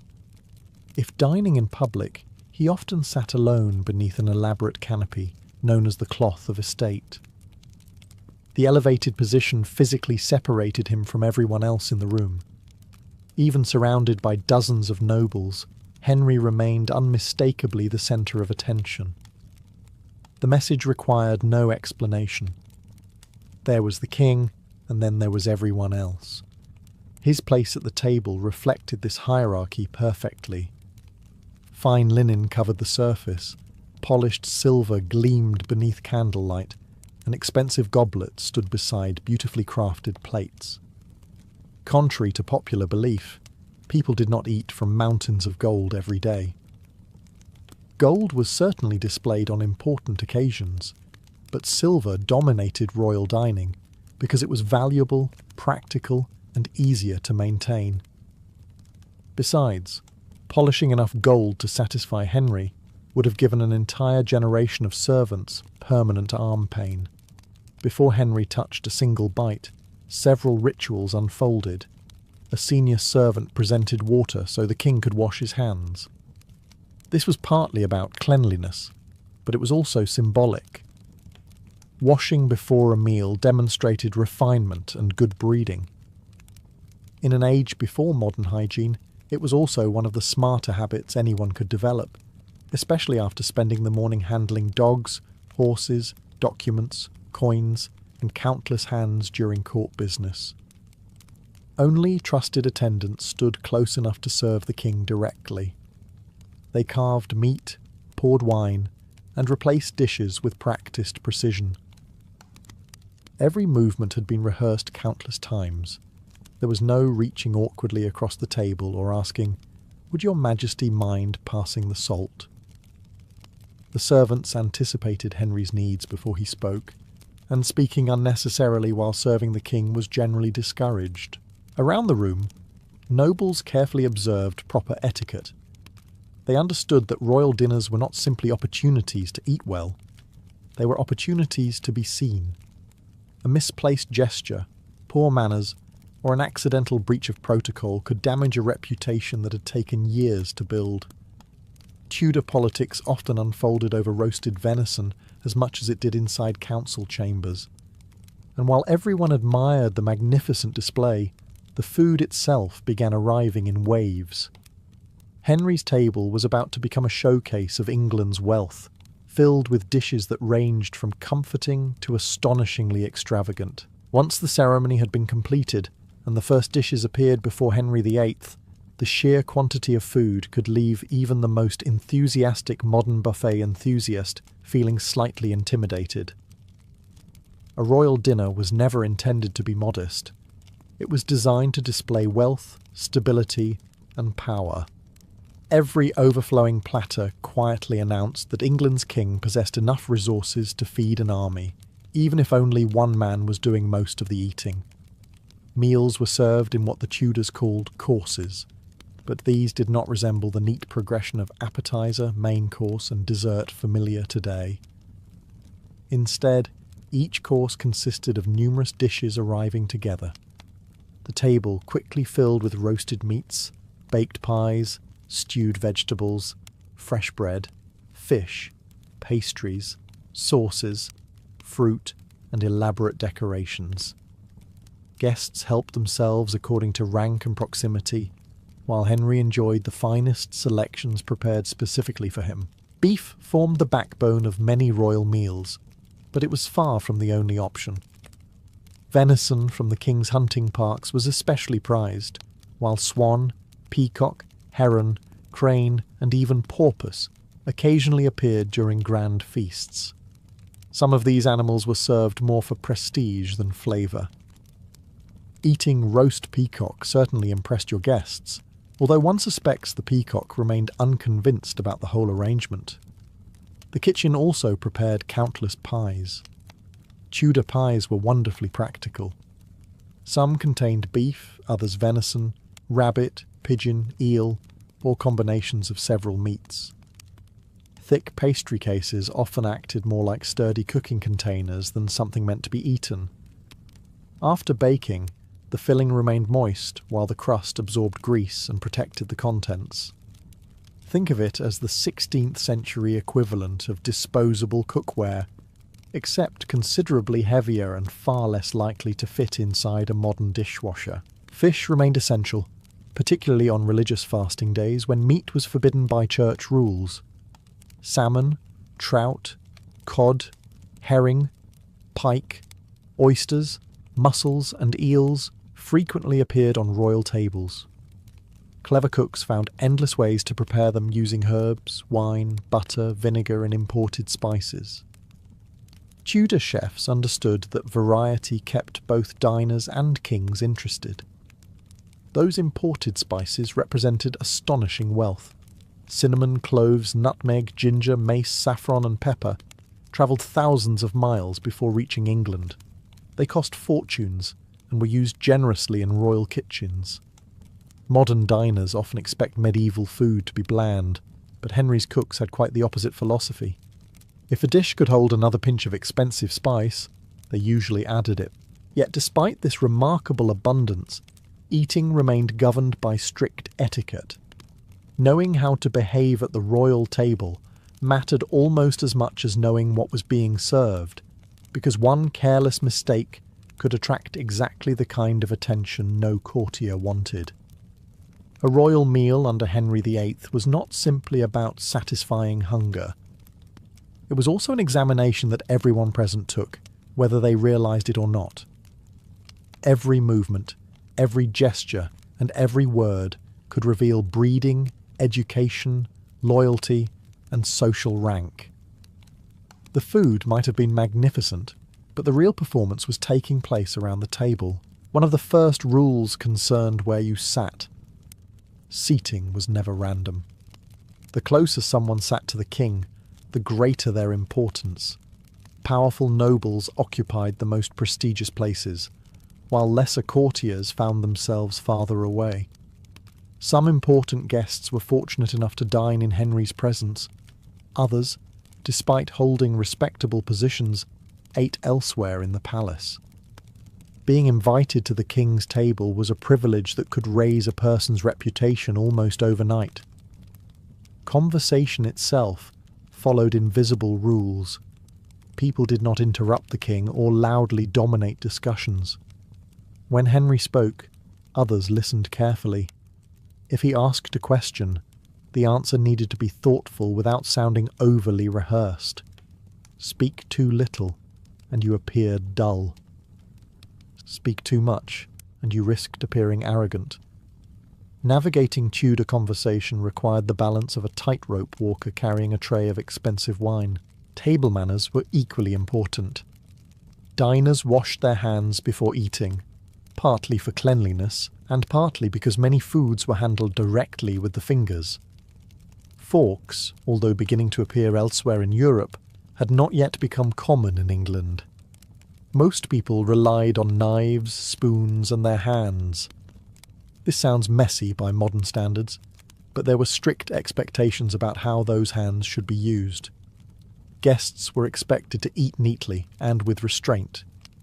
Grabbing the largest portion, stuffing one's mouth, or reaching awkwardly across the table reflected badly on a person's character. Bread often served as both food and utensil, helping to scoop sauces or accompany meat. Bones and scraps were placed carefully aside rather than tossed carelessly onto the floor, despite what many modern films suggest. Tudor nobles appreciated elegance, even if their dinners involved considerably more gravy than today's formal banquets. Napkins, usually made of linen, rested across the lap or over one shoulder. Wiping greasy fingers on expensive clothing was strongly discouraged, a rule that has somehow survived remarkably well into the present day. Human civilization has achieved many things, but agreeing not to clean butter off your sleeves remains one of its quieter successes. Perhaps most importantly, everyone watched everyone else. Courtiers observed rivals, ambassadors studied English customs, servants noticed shifting alliances, and Henry himself paid close attention to the behaviour of those around him. A royal dinner was one of the few places where politics, ambition, and etiquette occupied exactly the same table. By the time the final dishes began to disappear, the meal had accomplished far more than filling empty stomachs. It had reinforced the entire social order of Tudor England, one carefully choreographed dinner at a time. No matter how grand the meal had been, eventually the final platter was cleared away, the last goblet emptied, and the enormous performance surrounding Henry VIII's dinner began to wind down. Yet, even the ending followed traditions that had been refined over generations. A royal feast did not simply stop because everyone had eaten enough. Like every other part of Tudor court life, it concluded with ceremony, hierarchy, and one final reminder of who ruled England. As servants removed the dishes, they worked with the same quiet precision they had shown throughout the meal. Empty platters disappeared almost as quickly as they had arrived. Linen cloths were straightened, goblets collected, and crumbs brushed from the table. Nothing was left untidy for long. An orderly dining chamber reflected an orderly kingdom, at least in theory. In reality, keeping several hundred well-fed nobles perfectly organised was probably rather like attempting to herd geese that happened to own castles. Henry rarely lingered over dinner. Despite his love of food, ambassadors and visitors often remarked that he ate surprisingly quickly. He had matters of state waiting for him, petitions to review, council meetings to attend, ambassadors to receive, and disputes that required his attention. Running a kingdom left remarkably little time for leisurely conversation over dessert. That did not mean the evening immediately became quiet. Music frequently followed important meals. Skilled musicians played lutes, viols, flutes, and harps, while singers entertained the court. On especially festive occasions, jesters, acrobats, and actors performed before the king. Henry himself genuinely enjoyed music and was an accomplished musician in his younger years, composing songs and playing several instruments. Before age, injuries and politics hardened his temperament, he had been considered one of the most athletic and cultured princes in Europe. Meanwhile, far from the royal apartments, another feast quietly unfolded. Once the king and his highest-ranking guests had finished, food that remained was distributed throughout the enormous household according to rank. Senior officers received generous portions, while ordinary servants also benefited from the palace kitchens. Very little edible food was deliberately wasted. Leftovers fed hundreds of mouths, and sometimes even found their way to charitable distribution outside the palace gates. In an age when famine could still threaten entire communities, wasting perfectly good food would have seemed astonishingly irresponsible. As evening settled over Hampton Court, fires in the kitchens gradually burned lower, exhausted cooks scrubbed enormous pots, and servants prepared for another day that would begin before dawn. Tomorrow's meal was already occupying someone's thoughts. The king's appetite never took holidays. For Henry VIII, dinner had been far more than a chance to satisfy his hunger. It was a daily display of wealth, authority, loyalty, and tradition. Every roast, every servant, every ceremony, and every carefully observed rule reminded everyone present that the Tudor monarchy was not merely governing England, it was performing its power, one magnificent meal at a time. When Henry VIII finally rose from the table, dinner itself might have been over, but the work surrounding it was far from finished. While the king returned to matters of government, private conversation, or evening entertainment, hundreds of servants remained hard at work. A royal meal left behind mountains of dishes, exhausted cooks, smouldering fires, and enough leftover bread, bones, and empty barrels to keep an entire workforce occupied well into the night. If you had asked a samurai what his greatest possession was, he probably would not have pointed to his sword, his armour, his horse, or even his land. Instead, he would have given an answer that sounds almost unbelievable today. His greatest possession was his honour. Lose your house, and perhaps you could rebuild it. Lose your fortune, and another opportunity might eventually appear. But lose your honour, and in the eyes of feudal Japan, you had lost the very thing that made your life worth living. To understand the crimes that could destroy a samurai, you first have to understand the world he lived in. This was a society built on hierarchy. At the very top stood the shogun. Beneath him, powerful daimyo ruled their own territories, and below them served thousands of samurai whose entire identity revolved around duty, loyalty, and reputation. Every person knew exactly where they stood, and stepping outside that place often carried serious consequences. From an early age, boys born into samurai families were taught that courage, discipline, and self-control were not optional virtues. They were expectations. A future warrior learned to ride horses, master the bow, wield the spear, and eventually become skilled with the sword. Yet physical training was only part of the education. Just as important was learning how to behave. Respect toward superiors, kindness toward loyal servants, restraint during conflict, and absolute control over one's emotions were considered marks of true refinement. Losing your temper too easily suggested that you had not yet mastered yourself. This way of thinking became closely associated with what we now call Bushido, often translated as the way of the warrior. While the code evolved over centuries and was never written as one universal rulebook, its ideals shaped samurai culture. Loyalty, honesty, courage, justice, and honour formed the foundation of a warrior's life. Living by these principles brought respect. failing them invited disgrace. That disgrace reached far beyond the individual. A samurai's actions reflected upon his parents, his children, his ancestors, and the lord he served. One shameful act could stain an entire family for generations.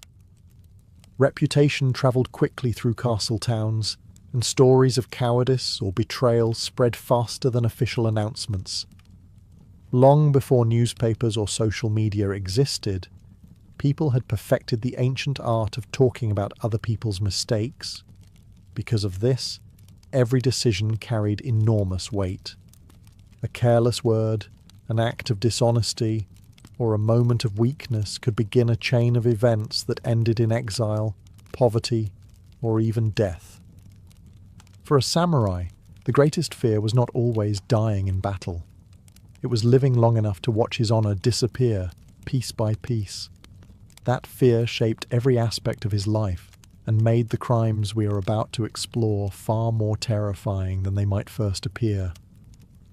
If honour formed the soul of a samurai, then loyalty was the chain that held everything together. A samurai did not simply work for his lord in the modern sense of the word. His entire identity was tied to the daimyo he served.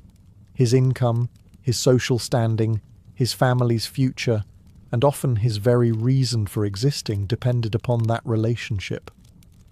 To betray one's lord was not viewed as a simple crime. It was seen as an attack on the very order that held feudal Japan together.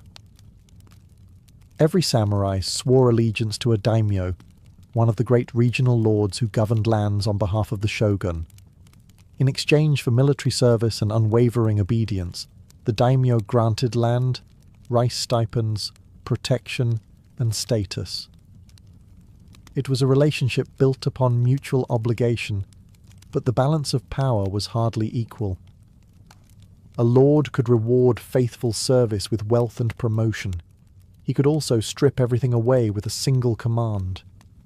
Obedience extended far beyond the battlefield.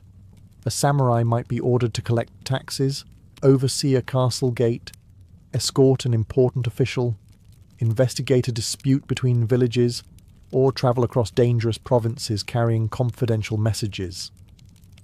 Whatever the assignment, it was expected to be carried out faithfully and without unnecessary complaint.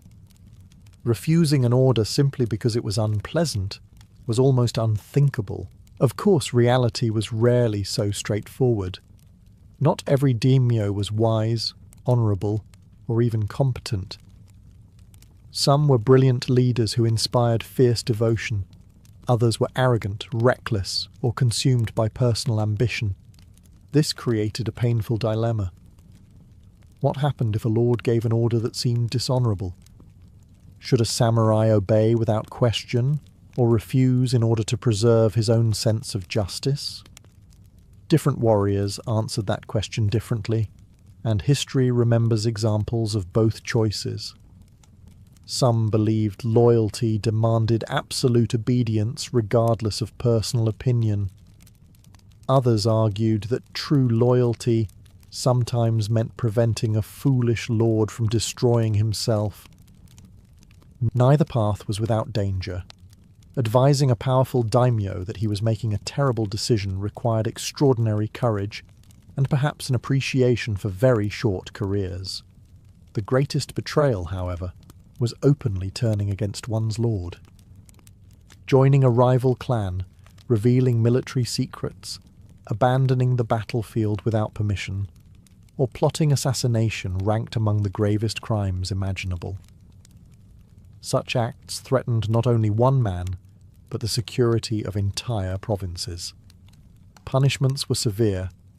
Property could be confiscated, families disgraced, and the offender sentenced to execution or ordered to take his own life through ritual suicide. Yet even a samurai who remained loyal could lose everything through another failing that every warrior dreaded.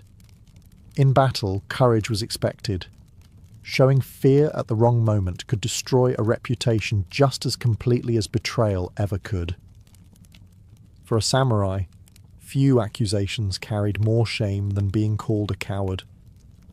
Losing a battle was unfortunate. Being overwhelmed by impossible odds could even earn respect. But abandoning one's duty through fear was something entirely different. It was a stain that could follow a warrior for the rest of his life, long after the wounds of battle had healed and the banners had been folded away. From childhood, samurai were taught that death was always a possibility. Every lesson with the sword, every hour spent practicing archery from horseback, and every lecture on discipline prepared them for a simple reality. One day they might be asked to risk everything for their lord. The expectation was not that they would survive. The expectation was that they would stand their ground. This did not mean samurai were fearless. They were human beings after all. An arrow flying toward your face tends to inspire the same universal reaction regardless of culture or century. Horses panicked, drums thundered across the valley, smoke filled the air, and soldiers watched friends fall around them. Fear was unavoidable. Courage was not the absence of fear, but the ability to continue despite it. Battle itself was often far more chaotic than popular stories suggest. Films frequently portray elegant duels between famous warriors, while everyone else politely waits for the outcome. Reality was considerably messier. Arrows darkened the sky, spear formations collided, cavalry charged through muddy fields, and commands were sometimes impossible to hear over the noise. A samurai had to make life or death decisions within seconds, often with very little information. Running away without orders, abandoning one's post, or leaving fellow warriors exposed could have disastrous consequences. A single retreat at the wrong moment might open a gap in the battle line, allowing enemy troops to break through and turn an orderly defense into complete disaster. One frightened warrior could unintentionally condemn hundreds of others. Because of this, commanders punished cowardice harshly. A samurai who fled the battlefield without permission risked losing his lands, his position, and his family's reputation. In particularly serious cases, he could be ordered to commit seppuku, ritual suicide, as a final opportunity to reclaim a measure of honor through death. It was a grim reminder that in feudal Japan, surviving dishonor was sometimes considered worse than dying with dignity. Yet the judgment of cowardice was not always simple. Experienced commanders occasionally ordered strategic withdrawals to preserve their forces. Retreating under orders required discipline and courage of its own. The disgrace came not from falling back, but from placing personal survival above duty.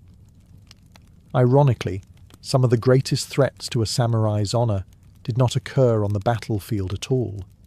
They happened during times of peace, when no swords were drawn, and temptation quietly whispered from within, rather than charging from across the field.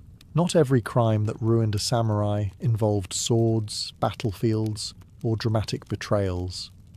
Some began much more quietly, with a purse of silver slipped beneath a table, a missing sack of rice, or a tax record that somehow failed to match reality. While courage often defined a samurai's public reputation, honesty determined whether he deserved the trust that came with his position. A warrior who could not be trusted with responsibility soon discovered that honor disappeared just as quickly in an office as it did on a battlefield. Contrary to popular imagination, many samurai spent far more time managing paperwork than fighting enemies. During the long peace of the Tokugawa period, which lasted for more than 2 centuries, relatively few warriors ever experienced major battles.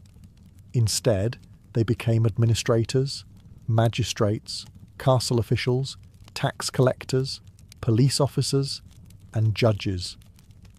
Their swords still hung proudly at their sides, but many of their daily battles involved documents rather than duels. These positions gave them considerable authority. A magistrate settled disputes between merchants. A tax official calculated how much rice villages owed their daimyo.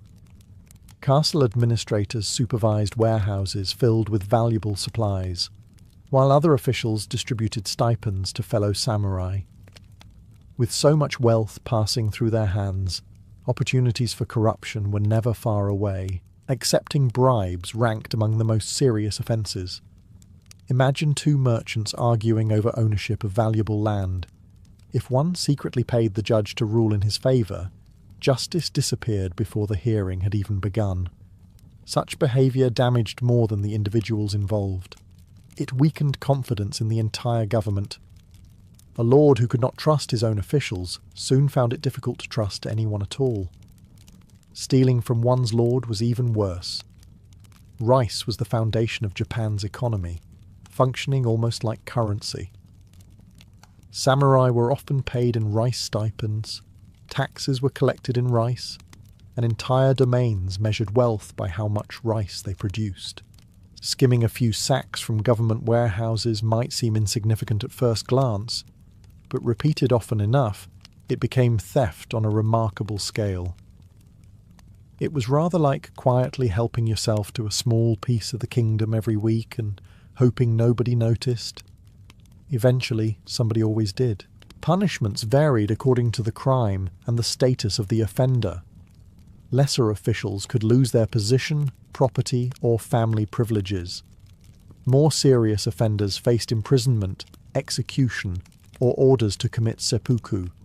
A lifetime spent building a respectable name could vanish because of one dishonest decision made in a moment of greed. For a samurai, the greatest irony was that many of these crimes happened during peaceful times. When there were no wars to fight, the real test of character often came from resisting temptation, and among all temptations, few proved more dangerous than allowing personal ambition to outweigh loyalty itself. For a samurai, honour was never something he carried alone. Every decision he made reflected not only upon himself, but upon his parents, his ancestors, his children, and even generations yet to be born. His family name was a living inheritance, carefully built over decades or even centuries through loyal service, military courage, and faithful conduct. To disgrace that name was considered one of the cruelest things a samurai could do, not because it wounded his pride, but because it punished people who had committed no crime at all. Family reputation was everything in feudal Japan. Noble households carefully preserved records of their ancestors, celebrating victories, loyal service, and important appointments. A respected family gained opportunities. Their sons found better positions, advantageous marriages became possible, and powerful lords viewed them as trustworthy retainers. Reputation functioned almost like invisible wealth, passed down from one generation to the next. The opposite was equally true. If a samurai became known for dishonesty, cowardice, drunken violence, or betrayal, that stain did not disappear with his death. His descendants often carried the burden long afterward. Other clans hesitated to marry into the family. Lords questioned whether loyalty truly ran in their blood. Even innocent children could spend years trying to repair damage caused by one reckless ancestor. Because of this, samurai were expected to conduct themselves properly, not only in public but also in private. Excessive gambling, constant drunkenness, uncontrolled anger, or abusing those beneath them reflected poorly on the entire household. A warrior was expected to demonstrate discipline at all times. Losing control of one's behaviour suggested that the discipline learned through years of training had accomplished very little. Marriage carried similar expectations. Families often arranged marriages to strengthen alliances between important households. A scandal involving adultery or public misconduct threatened far more than one unhappy relationship. It could damage political alliances, create feuds between powerful clans, and embarrass everyone connected to both families. Personal choices rarely remained personal for very long. Financial irresponsibility could also bring disgrace. Some samurai, particularly during the peaceful Tokugawa era, struggled with debt. Their incomes remained fixed while expenses continued to rise. Maintaining fine clothing, respectable residences, servants, weapons, and proper appearances became increasingly expensive. A few borrowed far beyond their means, hoping better fortunes would eventually arrive.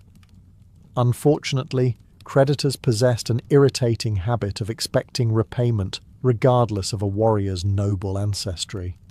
Even something as simple as failing to educate one's children properly reflected badly upon the head of the household. Sons were expected to inherit not only swords, but values. If they grew into dishonest or undisciplined adults, many believed the father had failed long before the son ever made his first mistake. In the samurai world, honor resembled a carefully polished mirror. It took years of patience to keep it shining, yet only one careless crack could leave damage that echoed through an entire family for generations. And for some warriors, the greatest disgrace came not from their own failures, but from turning their swords against those they had once sworn to protect. A samurai carried two swords almost everywhere he went. Together they symbolized his rank, his authority, and his duty. But those swords came with an expectation that was just as important as knowing how to use them, knowing when not to. Contrary to popular legends, a samurai could not simply cut down anyone who irritated him. Doing so without proper justification could cost him everything he had spent a lifetime earning. In feudal Japan, violence was governed by surprisingly strict rules. Samurai occupied the warrior class, but they were also expected to serve as examples of discipline.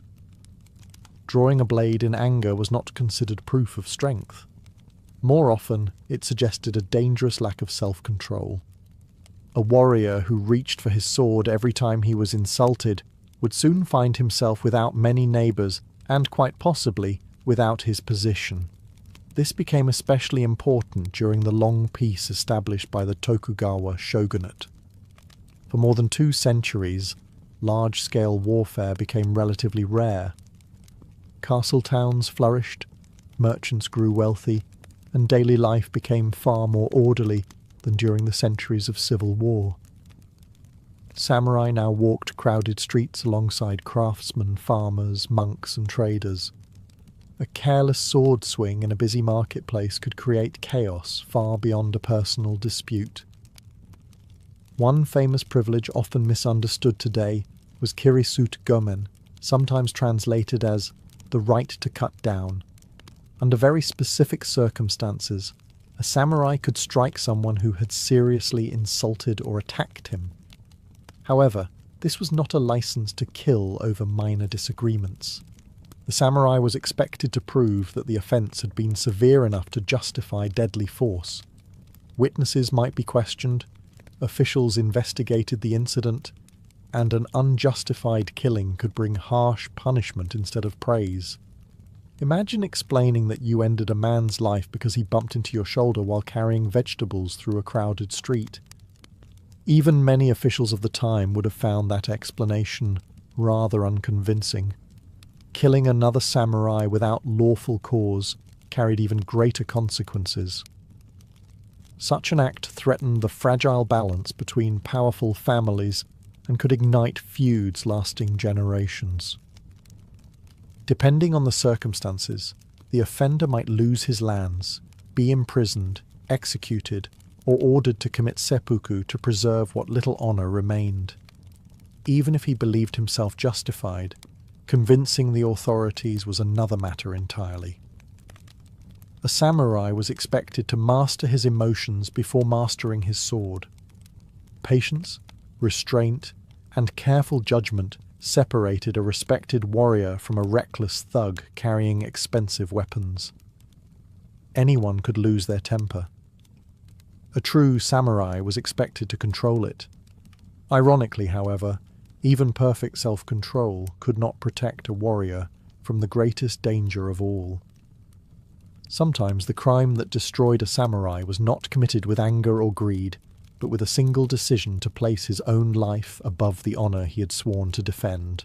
For all the crimes a samurai feared, there was one punishment that haunted nearly every warrior more than imprisonment or even death. It was the loss of status. To be stripped of the right to call yourself a samurai was to lose your identity, your livelihood, your family honor, and your place in society all at once. In feudal Japan, this was not simply a professional setback. It was the complete destruction of the life you had been born to live. Being a samurai was not merely an occupation, it was a legal class. Samurai alone enjoyed privileges that separated them from the rest of society. They had the right to carry the daisho, the paired long and short swords that symbolized their rank. They received stipends from their lord, wore distinctive clothing, and occupied positions of authority as military officers, administrators, and government officials. These privileges came with heavy responsibilities, but they also defined who a samurai was. When a warrior committed a serious offence, his lord could remove those privileges entirely. The confiscation of land was often the first blow. Many samurai relied on rice stipends or estates granted by their daimyo. Without them, supporting a household became almost impossible. Servants had to be dismissed, horses sold, armour pawned, and family possessions gradually disappeared. A house that had stood proudly for generations could fall into poverty within a few years. Then came the loss of rank. A disgraced samurai might be dismissed from his lord's service, becoming what the Japanese called a ronin, a masterless samurai. Not every ronin had committed a crime. Some lost their lords through war, political upheaval, or natural death. But for those expelled because of disgrace, life became especially difficult. Other daimyo hesitated to employ someone whose previous master had judged unworthy. Reputation travelled quickly across Japan's castle towns, and few employers wanted to gamble on a man already marked by scandal. Without steady income, many ronin struggled to survive. Some became teachers of swordsmanship or military strategy. Others worked as bodyguards, scribes, or instructors. A few drifted into gambling, crime, or mercenary work simply to put food on the table. The fall could be astonishingly swift. A man who once advised governors might soon find himself selling family heirlooms just to afford his next meal. The psychological burden was often even greater than the financial one. Imagine spending your entire childhood being told that your purpose was to serve your lord with honour, only to wake one morning and discover that title had been taken away forever. The swords at your waist remained the same pieces of steel, but they no longer carried the same meaning. For many samurai, that unbearable loss of identity explains why some chose another path entirely. Rather than live with permanent disgrace, they accepted one final duty, one that they believed could restore the honour that everything else had stripped away. The next chapter explores that solemn and deeply misunderstood ritual. For many people today, the idea seems almost impossible to understand. Why would someone willingly choose death instead of continuing to live? Yet for countless samurai, the answer was rooted in a lifetime of values that placed honour above everything else. When disgrace became unavoidable, seppuku, ritual suicide, was often viewed not as surrender, but as the final opportunity to preserve dignity. Contrary to popular imagination, seppuku was not performed casually or for every mistake. It was reserved for serious situations. A samurai who had betrayed his lord, failed catastrophically in battle, committed a grave offence, or faced unavoidable disgrace might be ordered to perform it by his daimyo. In other cases, a warrior chose it voluntarily, believing death preferable to living in permanent shame. The ritual itself followed strict traditions that had developed over centuries.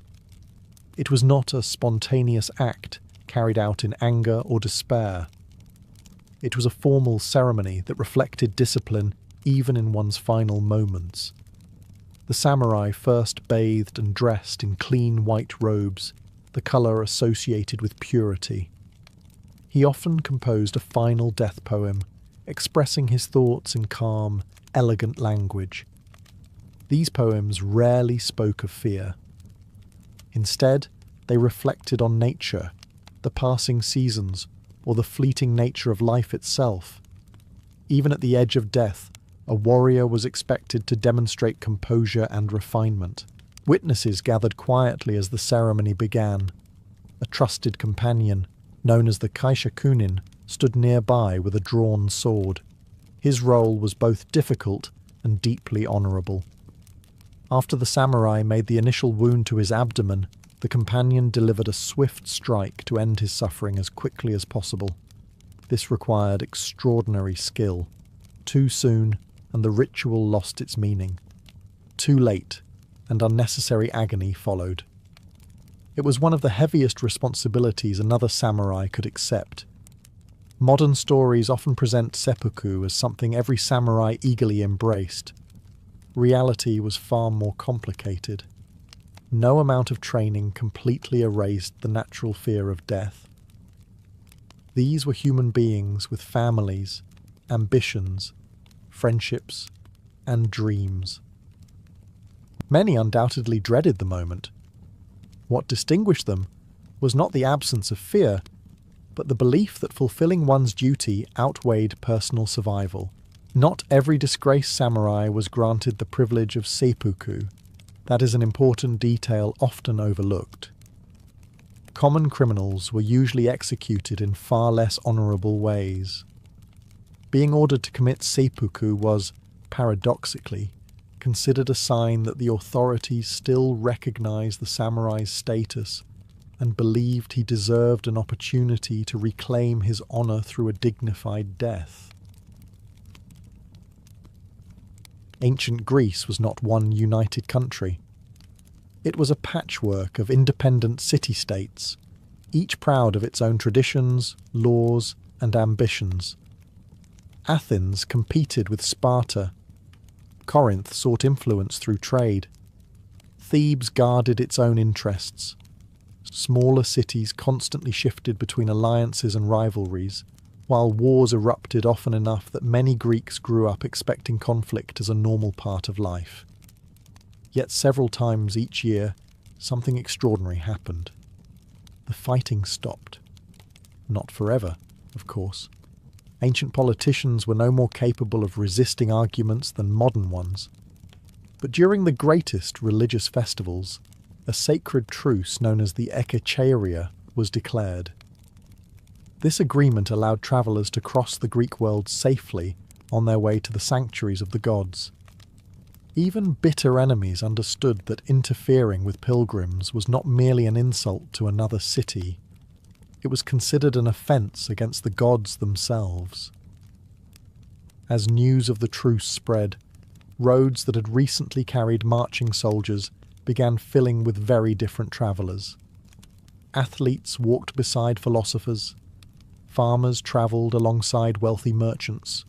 Priests, musicians, poets, craftsmen, and entire families packed their belongings and set out on journeys that sometimes lasted several days, or even weeks. Donkeys carried supplies, wagons rattled along dusty tracks, and ships crossed the Aegean Sea packed with passengers eager to reach the celebrations. The closer they came to the great sanctuaries, the busier the roads became. Travellers exchanged stories around evening campfires, debated politics, argued over whose city produced the finest athletes, and shared food beneath the stars. It was one of the few occasions when people from every corner of the Greek world gathered peacefully in the same place. If someone claimed Sparta had the best warriors while an Athenian insisted intelligence mattered more than muscles, the discussion probably lasted well into the night. Some debates, it seems, never truly disappear. Upon arriving, visitors encountered scenes unlike anything they experienced back home. Temporary markets stretched along the roads leading to the sanctuaries. Merchants sold pottery, jewellery, olive oil, wine, perfumes, and beautifully crafted bronze objects. Musicians entertained passing crowds while storytellers recited famous myths. Inns overflowed with guests, tents covered nearby fields, and the sound of countless conversations filled the air from sunrise until long after sunset. These festivals were far more than holidays. They united a civilization that otherwise spent much of its time divided. For a few precious days, people stopped thinking of themselves primarily as Athenians, Spartans, Corinthians, or Argives. Instead, they remembered that despite their rivalries, they shared the same language, worshipped many of the same gods, and belonged to the wider Greek world. And before the games could begin, before actors stepped onto the stage or musicians lifted their instruments, every celebration started with the most important purpose of all: honouring the gods who had made this remarkable gathering possible. Long before the first wrestler entered the arena, before the opening notes of a musician echoed across the hills, and before actors stepped onto the stage wearing towering masks, the ancient Greeks gathered for a far more important reason. Every great festival began as an act of worship. The competitions, feasts and celebrations were magnificent, but they all existed to honour the gods. Without the religious ceremonies, there would have been no festival at all. As dawn broke over the sacred sanctuaries, priests prepared the temples for the day's rituals. Fresh flowers decorated altars, incense drifted into the cool morning air, and attendants swept the stone courtyards where thousands of visitors would soon gather. The towering temples themselves seemed to glow beneath the rising sun, their marble columns catching the first light while pilgrims quietly assembled outside. People arrived carrying offerings from every corner of Greece. Some brought baskets filled with fruit, fresh bread, jars of honey, olive oil, or fine wine. Wealthier visitors sometimes donated beautifully crafted bronze tripods, silver bowls, or elaborately painted pottery. Even those with very little tried to bring something. The value of an offering was measured not only by its cost, but by the respect it demonstrated toward the gods. Soon the religious procession began. Priests led the way wearing ceremonial robes, followed by magistrates, musicians playing the haunting melodies of the aulos, young women carrying sacred baskets, and citizens holding branches of olive or laurel. Behind them came hundreds, sometimes thousands, of ordinary pilgrims. The entire procession moved slowly toward the temple while hymns filled the air. Imagine an entire city walking together in complete purpose, except with considerably fewer mobile phones interrupting the atmosphere. At the centre of many ceremonies stood the animal sacrifice, a practice that may seem unfamiliar or uncomfortable to modern audiences, but was one of the most sacred acts in Greek religion. Carefully selected cattle, sheep, goats or pigs were washed, decorated with ribbons, and led to the altar. Before the sacrifice, prayers were offered, asking the gods for protection, prosperity, victory, or good harvests. Afterward, the animal was prepared according to strict religious customs. Certain portions, particularly the thigh bones wrapped in fat, were burned as offerings to the gods. The remaining meat was cooked and shared among the participants. This transformed the ceremony into a communal feast, where worshippers believed they were symbolically dining in the presence of the deity they honoured.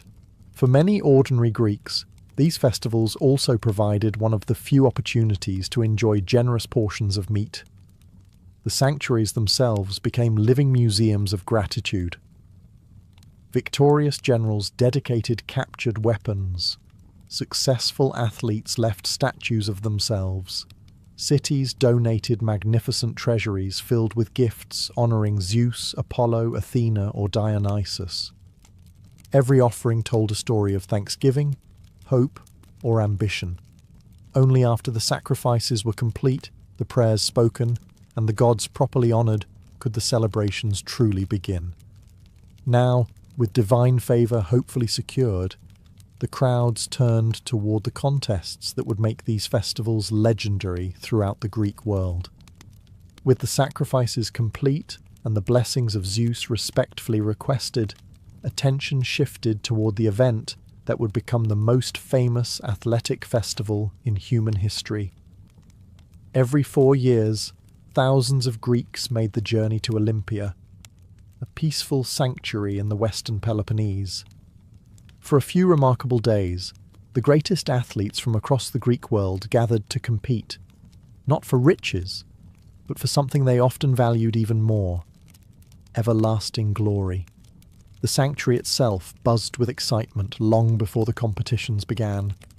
Tents covered the surrounding fields, merchants opened busy stalls, philosophers debated beneath the shade of olive trees, and spectators searched for the best places to watch the events. Visitors from Athens, Sparta, Corinth, Thebes, and dozens of smaller cities stood shoulder to shoulder. Many of these people might normally have viewed one another with suspicion.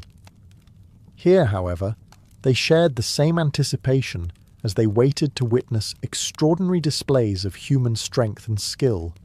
Not just anyone could compete.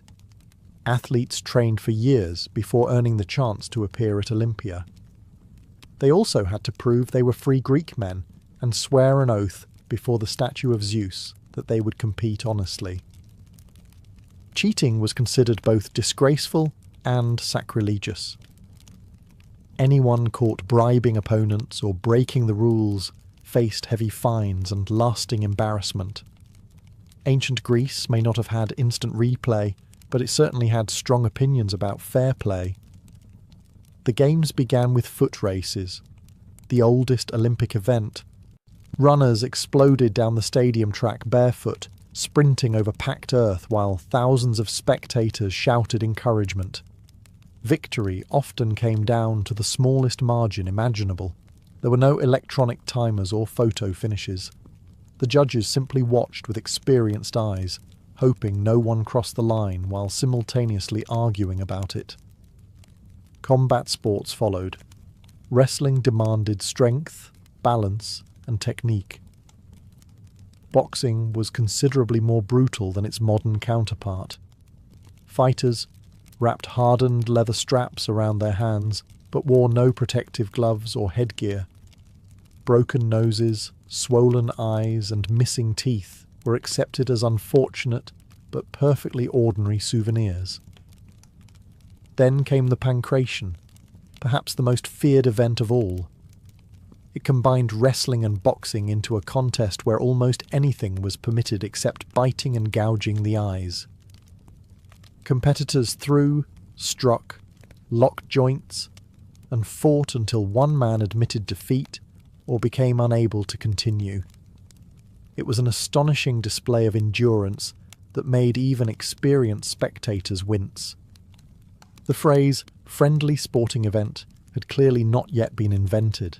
Elsewhere, horses thundered around the hippodrome, pulling chariots at breathtaking speed. Wealthy aristocrats often sponsored these teams, since maintaining racing horses required enormous expense. Chariot races thrilled the crowds, but were also incredibly dangerous.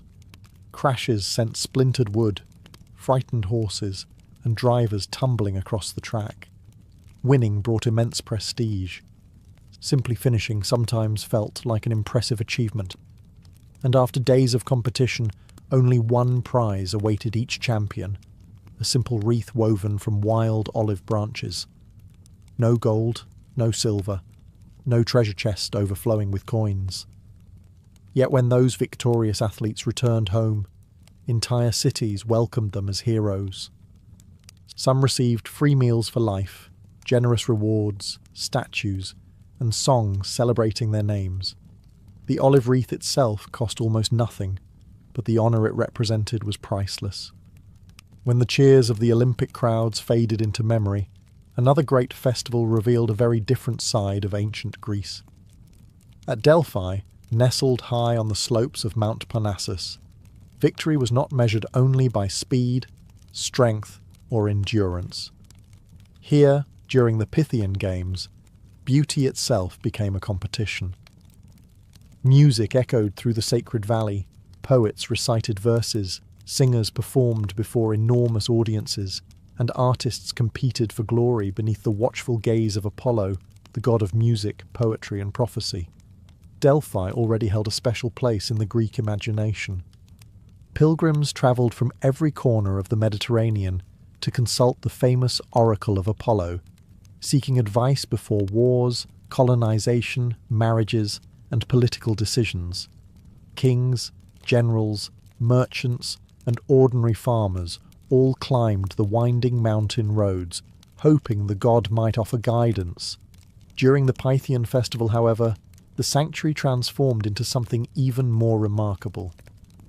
Alongside priests and pilgrims came musicians carrying delicate instruments, choruses rehearsing harmonies, and poets quietly repeating their lines before stepping into the spotlight. The festival's musical competitions were among the most prestigious in Greece. Contestants performed on the kithara, a large professional lyre associated with Apollo himself. Unlike the smaller lyre commonly played at home, the kithara demanded years of practice to master. Its rich sound filled open courtyards, carrying across the sanctuary as audiences listened in respectful silence. Every note mattered. One poorly played passage could separate a forgotten performer from a future champion. The haunting sound of the aulos also filled the air. This double-reed instrument, often played with two pipes at once, produced a powerful, emotional tone, unlike anything heard in modern orchestras. Skilled musicians could make it sound joyful, mournful, or even unsettling depending on the occasion. If someone unfamiliar with ancient Greek music suddenly heard an aulos, they might wonder whether a snake was singing opera. The Greeks, however, considered it one of their finest instruments. Singers competed both as solo performers and in carefully rehearsed choirs. Their voices honoured Apollo through hymns that celebrated his victories, his wisdom, and his protection over Delphi. Judges listened closely, evaluating not only technical skill, but also emotion, pronunciation, rhythm, and devotion. Music was not merely entertainment.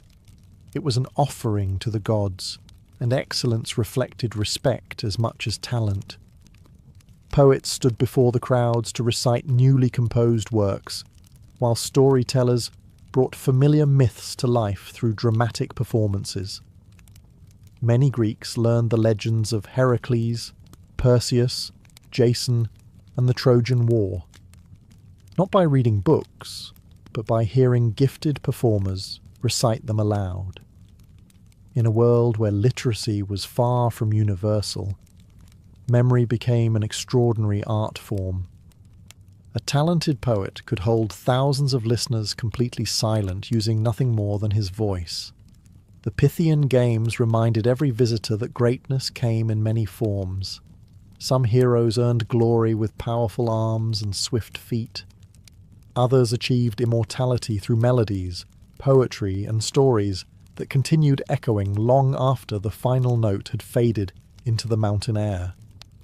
And nowhere would storytelling become more powerful than in the grand theatres of Athens, where entire cities gathered to laugh, weep, and watch the greatest dramas ever written. If the Pythian Games celebrated the beauty of music, then Athens transformed storytelling into one of the greatest public spectacles of the ancient world. Every spring, during the city Dionysia, thousands of people climbed the southern slope of the Acropolis and took their seats in one of history's most remarkable theatres. They had not gathered simply to be entertained. They had come to witness performances that explored war, justice, family, love, revenge, politics, and the complicated nature of being human. For several unforgettable days, the entire city became an audience. The festival honoured Dionysus, the god of wine, celebration, fertility, and theatre itself. Like every major Greek festival, it began with religious ceremonies. Priests led processions through Athens, carrying sacred statues and offering sacrifices before the dramatic competitions officially opened. Only after the gods had received proper respect did the actors take the stage. The theatre of Dionysus was unlike any building most people had ever seen. Carved into the hillside beneath the Acropolis, it could accommodate thousands of spectators. Citizens, visiting foreigners, ambassadors, and honoured guests filled the stone seats from sunrise until evening. Looking across the audience, you could see nearly every layer of Athenian society gathered in one place.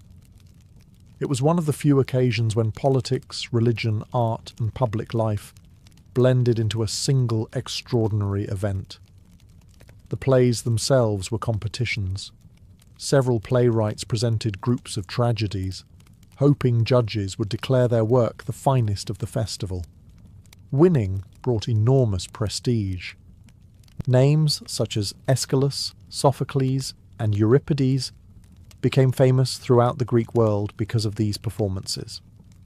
Their stories continue to be staged today, a rather impressive achievement considering most of us struggle to remember what happened in last week's television series. Tragedies tackled difficult questions rather than offering simple answers. Kings destroyed themselves through pride. Heroes discovered that courage alone could not escape fate.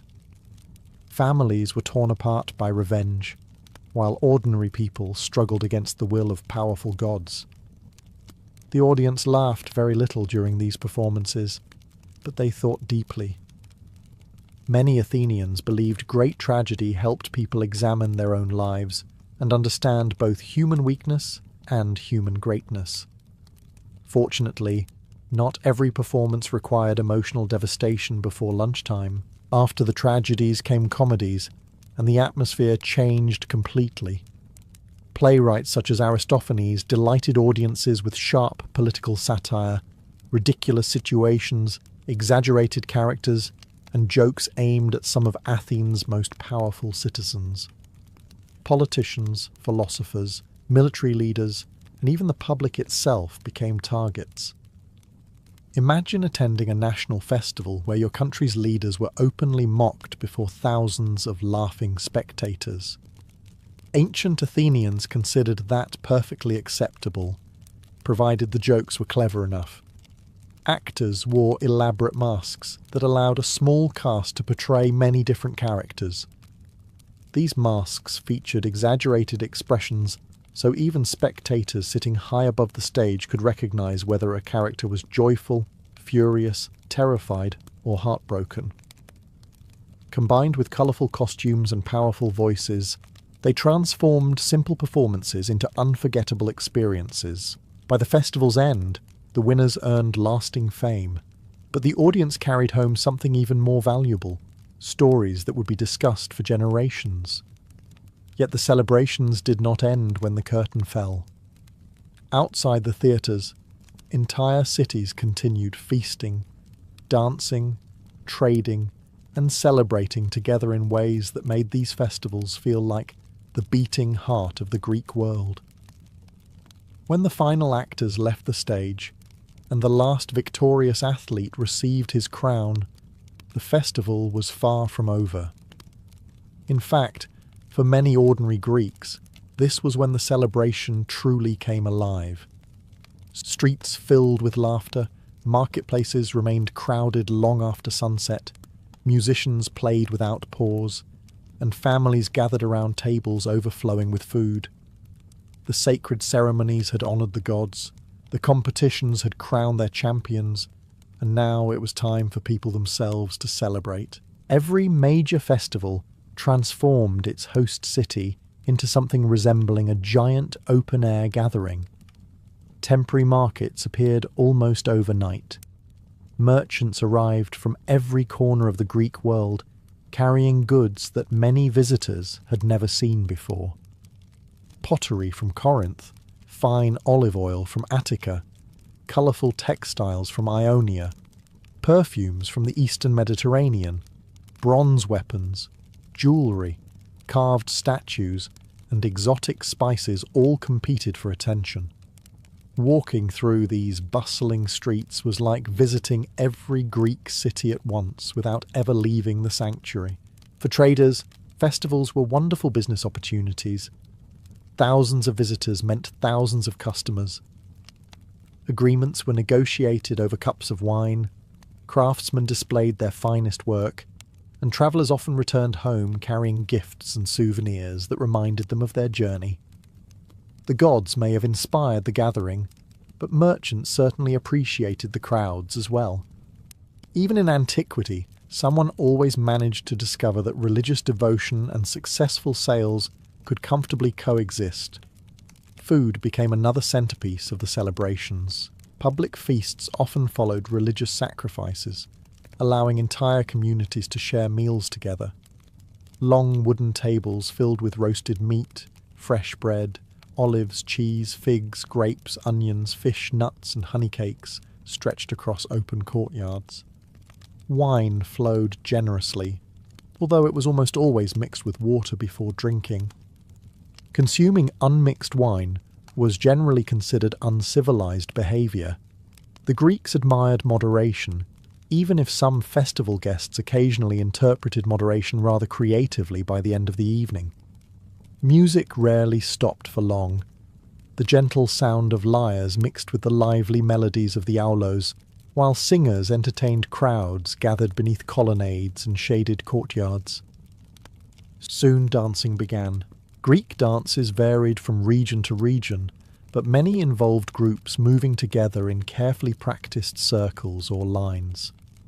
Men and women often danced separately depending on the occasion, while certain dances celebrated military victories, harvests, marriages, or religious devotion. Others were simply joyful expressions of community. Children eagerly copied the adults. Older generations offered advice that nobody had requested, and enthusiastic participants occasionally displayed far more confidence than rhythm. Some traditions appear to be wonderfully timeless. As darkness settled over the sanctuary, thousands of oil lamps illuminated temples, streets, and gathering places. Conversations continued deep into the night. Friends reunited after years apart. Philosophers debated difficult questions. Poets recited new verses. And strangers from distant cities discovered they shared far more than they had imagined. For a brief moment, political rivalries seemed less important than the simple pleasure of celebrating together. These festivals achieved something remarkable.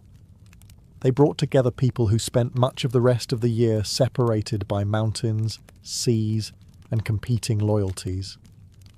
And nowhere was that shared Greek identity displayed more clearly than at the other great Pan-Hellenic festivals, where every victory became a triumph, celebrated far beyond the city in which it was won.